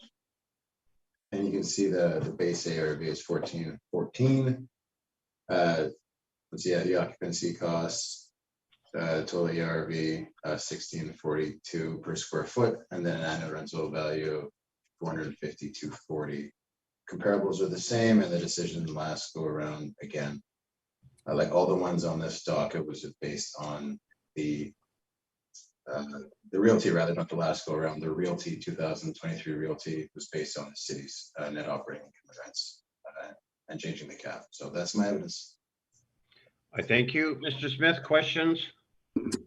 I have no questions. I thank you. Mr. Whitbread, I have no questions. I thank you. Moretsky, I have no questions. all right, I have none either. So Mr. Smith, your presentation. Thank you, Mr. Chair. So Unit 50, 3965 Portage Avenue. This is the Birchwood Nissan Infinity dealership, constructed in 2001. Similar to the last property, we're looking at a relatively low land to plan area ratio of 3.97 to 1. This is not adequate for modern dealership purposes. So what happens at Point West is, and happens with many, well, some other dealers, but certainly at Point West, is they've had to acquire land elsewhere to store vehicles on because they can't accommodate all of their product on site. 3.97 is just to 1 is just not big enough. So that does have an impact on the desirability of the property to a potential tenant. We're looking at 27,414 square feet. The photos of the property begin on page number 4. You can see showroom, rear service area, and lounge for clients as well. All of the remainder of the information remains the same, and we have applied a net rental rate of $12.50 per square foot to the subject property, giving us our annual rental income. When you add in the expenses, which we're not in disagreement with, we come to a rounded ARV of $405,300. And that is my presentation. Thank you.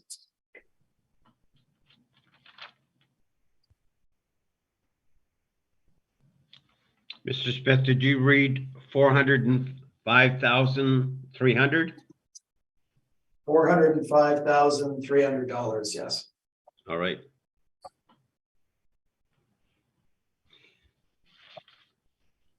Mr. Borasak, questions of Mr. Smith? No questions, thank you. I thank you. Mr. Whitbread, I have none, thank you. thank you. Mr. Moretsky, I have no questions. let's move on to the next property, which is same address, unit number 70. Okay, Mr. sounds good. Assessor, whenever you're ready. Sounds good. File 22-4073, unit 70 of 3965 Portage Avenue. This one is the Lexus Toyota unit, 32,903 on the premise. Square footage 1415 on the base ARV. Total overall ARV after occupancy cost 1646. Comparables are the same, and again, the decision on the realty was based on the city of Winnipeg's net operating income, including its rents. That's my evidence. Thank you. I thank you, sir. Mr. Smith, questions? I have no questions. Thank you, Mr. Chair. I thank you. Mr. Whitbread, None, thank you. I thank you. Mr. Moretsky, No questions. I thank you. Mr. Smith, your presentation. Thank you, Mr. Chair. So just a bit of a correction. So the city referred to the property as Birchwood Lexus Toyota. Lexus is actually no longer in this building. They left the auto park and required that that Birchwood build them a new building in a better location. So Lexus is no longer on site. That also speaks to again the desirability of this location. That is also the same for unit number 10, where Land Rover Jaguar also required that Birchwood build them a new property in a much better location, that being just off of Kenniston on Lowson. So those should be kept in mind when determining the fair market rental rate for properties in Point West Auto Park. I'd forgotten to mention that for unit 10. So this is Birchwood Toyota. We are looking at just under 33,000 square feet here, property built in 2004. We have photos to show you beginning on page 4 and onwards, 4 and 5 rather. Description following that, all of the same detail that we covered for unit 10 is applicable here and should be taken into account. It is of a size that is serviceable for a modern dealership and of a build out. So we've applied net rental rate of $12.50 a square foot to the leasable area as shown on page 23. Adding the expenses to that annual rent based on $12.50 gives us a final ARV of $487,130 rounded. And I'm open for questions. Thank you. Thank you, Mr. Smith. No questions, thank you. Thank you. Mr. Whitbread. I have none, thanks. Okay, Mr. Moretsky. I have no questions. Thank you. Just one question. Mr. Smith, did you say that they've moved out of these premises there? Lexus has, yes. Yeah. So is the place vacant? Well, it's not vacant as such. I mean, Toyota makes use of the additional space that's there to an extent. But there's a bit of choppiness certainly to that area being different than the original Toyota space. All right. I thank you. We'll go to unit number 75. Mr. Assessor, whenever you're ready. All right, thank you. File number 22-4072, 2022 is the roll number, unit 775 of 3965 Portage. Total area is 24,159. Premise-based ARV is 1417. After occupancy cost 1647. Annual rental value 397,800. Second page again, comparables are the same, and the decision for realty was based on the city's net operating income. That's my evidence. Thank you. I thank you. Mr. Smith, questions? I have no questions, Mr. Chair. Thank you. Mr. Whitbread? I would just ask Matthew, if you can remember to speak up a bit, Matthew. You're Yeah, very, for sure. very low volume there. Oh, okay. Okay, no worries. I have no other questions. Yep. I thank you. Mr. Moretsky? I have no questions. Thank you. Okay, I have none. Mr. Smith, your presentation? Yes, thank you, Mr. Chair. So we are looking at unit 75, 3965 Portage Avenue. This is Winnipeg, Winnipeg Honda West, or Birchwood Honda West, rather. The property was built in 2 stages. Original building built in 1999 for Honda, and it was expanded in 2009, as you can see on my page number 3. We have a total area of 24,159 square feet, so it is getting a little bit on the small side for a modern dealership, but still somewhat functional, so it hasn't quite hit that obsolescence phase yet. Typically, they would build a property bigger than this, but they're still able to function within it. What I will point out for this property, and this is shown on my page 3 again, is the quite small land to plan area ratio of 4.53 to 1. So what this means is that they do need to have additional land elsewhere in order to store product on, because it's not available on site, which obviously has an impact on expenses and availability of product for clients to view, et cetera, et cetera. So less than desirable aspect of the property. Photos begin on page 4. You can see the exteriors, a couple of the front showroom area and customer lounge, and then the rear service area on page number 6. All of the remaining information being the same.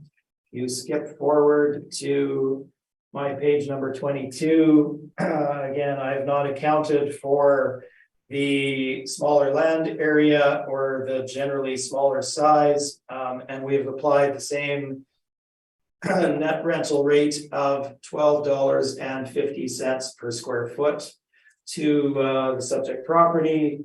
Adding in the expenses to that income, we come to a final ARV as summarized on page 24 of $357,450 rounded. And I'm open for questions. Thank you. I thank you. Mr. Assessor? No questions. Thank you. Thank you. Mr. Whitbread? No questions, thank you. Thank you. Mr. Boretsky? No questions. Thank you.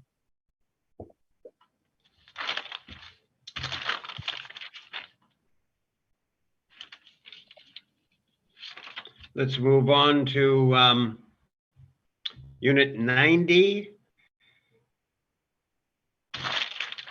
Mr. Boretsky? Barocas? problem. Mr. Barocas? There you Sorry. go. That's the one. Thank you. It's getting our names mixed up. Thank Yeah. you. Unit All right. 90. Okay. File number 22-4853, roll year 2023. Address is unit 90 of the same area, 3965 65 Portage. This is the Birchwood Chrysler Dodge Jeep Ram dealership. Base ARV is $14.34 a square foot. Total area of the premises is 33,959. And then the overall ARV after the occupancy cost is 1671. Comparables are the same, and the decision last time was based on this the city's net operating income. So that's my evidence. Thank you. I thank you. Mr. Smith, questions? I'll just ask one. So I'm looking at, so we just came from a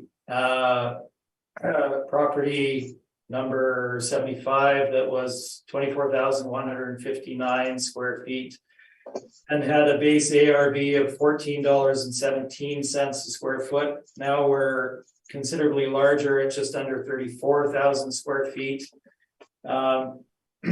But the base ARV has actually gone up to 1434. So I'm just trying to understand the city's model as to how it's determining these base ARVs. So we have more space, but they're applying a higher net rental rate.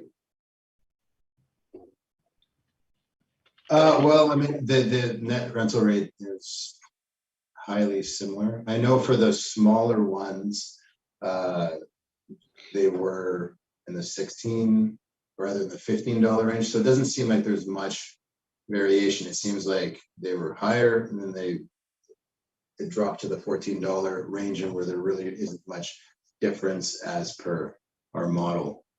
That's just the facts that have been presented today in terms of how the model determines that. I'm not privy to that information within our job. The modelers examine data and they make determinations. So unfortunately, without having a modeler here, I can't answer that question. Fair enough. That's my only question. Thank you. I thank you.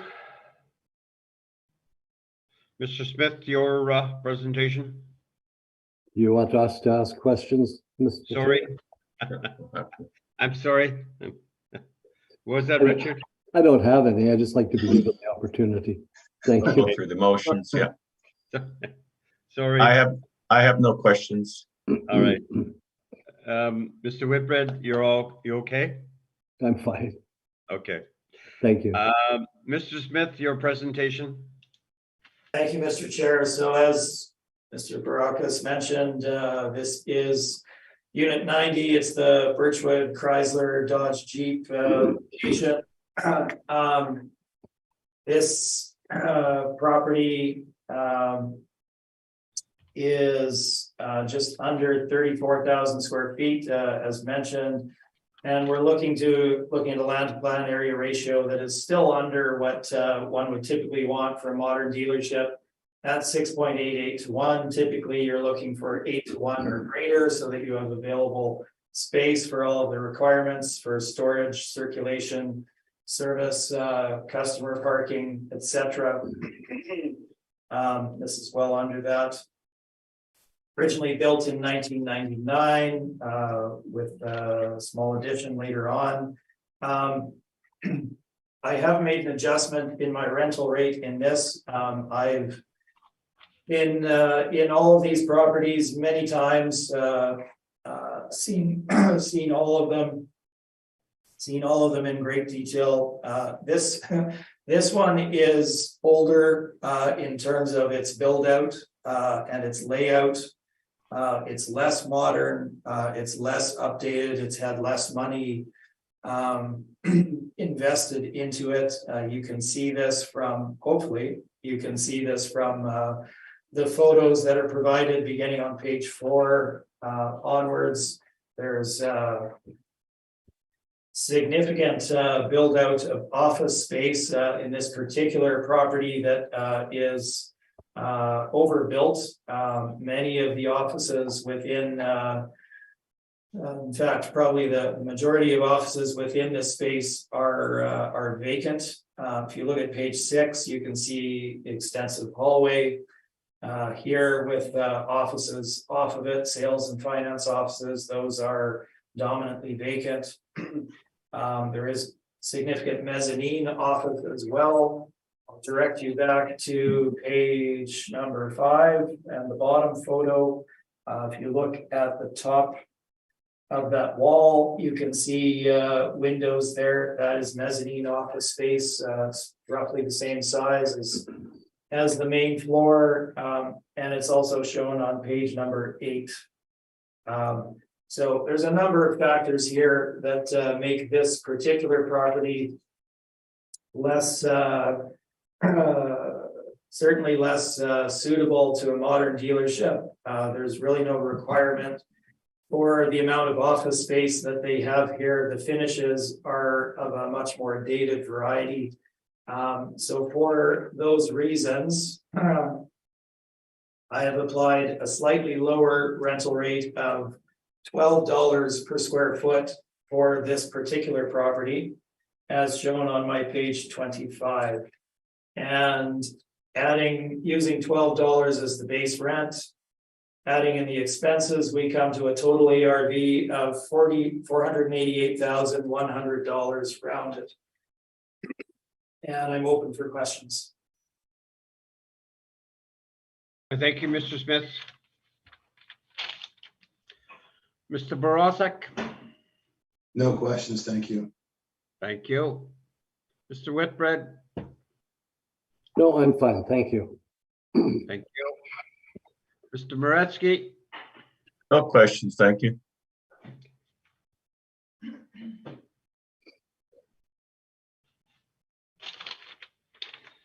All right, let's go to the last one, which is Unit 100. Mr. Assessor, whenever you're ready. Thank you. File 22-4071, Unit 100-3965 Portage Avenue. Birchwood Kia West is what we have for the business in there. $14 as the base ARV, overall ARV. Afterwards, after the occupancy cost, $1634. Total annual rental value, $490,660.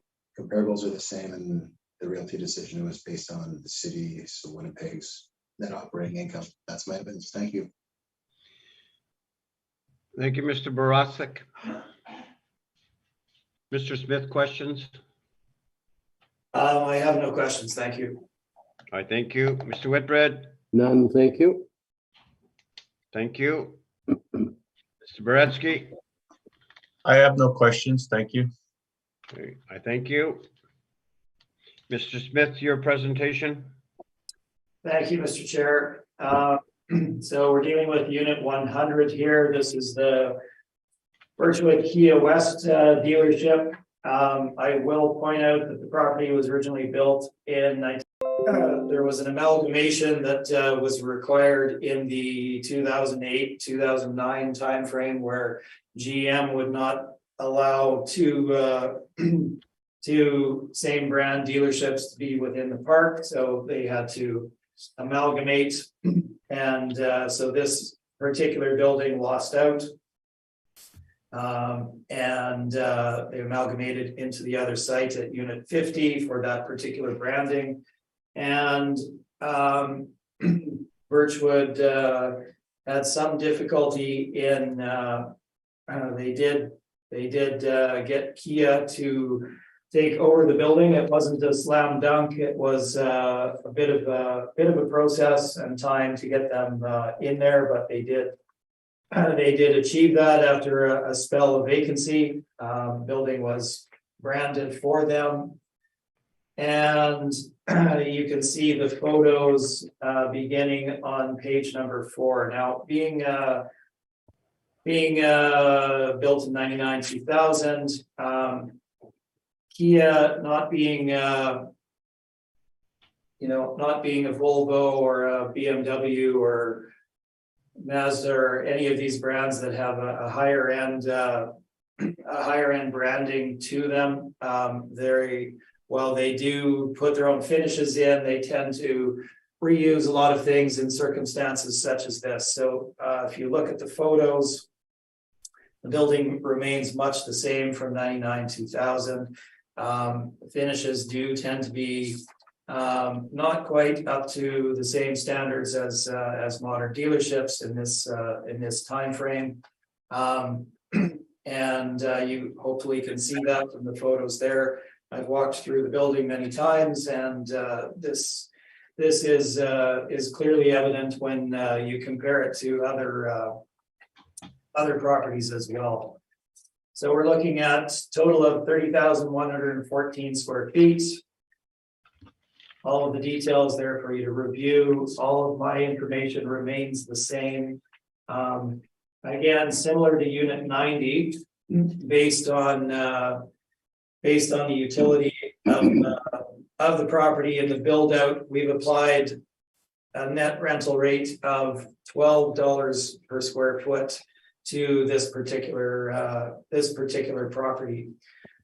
So applying that to the leasable area gives us our potential annual income of $361,368, adding in the expenses as I do on page number 26, gives us a final ARV of $432,020. Now, I will direct you to the addenda at this point, the decisions. 4 Point West on the realty for 2023 have been brought up numerous times here. I again will point out that each of these realty decisions has been appealed to the municipal board, and we do intend to take them forward and achieve a fair rental rate for them. If you look at the 10 decisions that I've included in the addenda, we have a range of $12, $12.50, and $13 per square foot for brand new modern dealerships that have just been constructed in the 2021-2022 timeframe. Again, those are only 10 decisions. I had many more that I could have brought forward, but I would caution you in relying on the decision that was based on simply the change in cap rate for the realty for the Point West dealers. Happy to answer any questions you may have. Thank you, sir. Mr. Brokas? No questions, thank you. I thank you. Mr. Whitbread? I have no questions, thank you. I thank you. Mr. Moretsky? Actually, I have one question this time. Please refer to page 24. And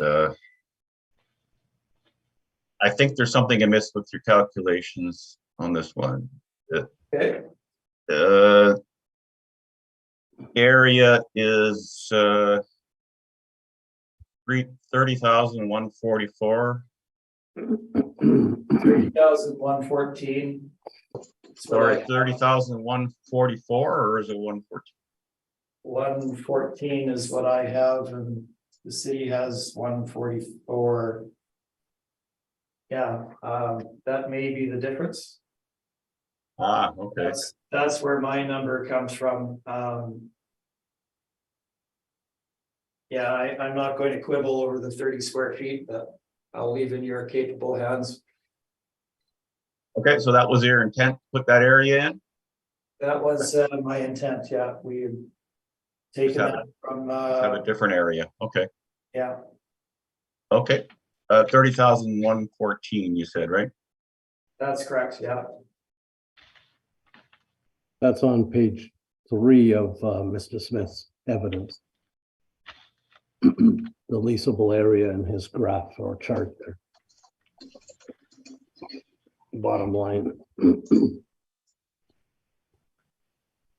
Okay. No further questions. All right, Mr. Smith, I think that concludes your part here. So thank you very much for your presentations and results fairly soon. So thank you. Have a good weekend and thank you. Thank you very much. Mr. Brokas, thank you for your expediency, and I think that finishes your part. So have a good day, have a good weekend. We have heard all the items scheduled and this hearing is now adjourned. Thank you. Thank you. Have a good weekend. You too. Gentlemen, I appreciate your patience. It's always a lot to get through, and thank you for that. Yes. Yes.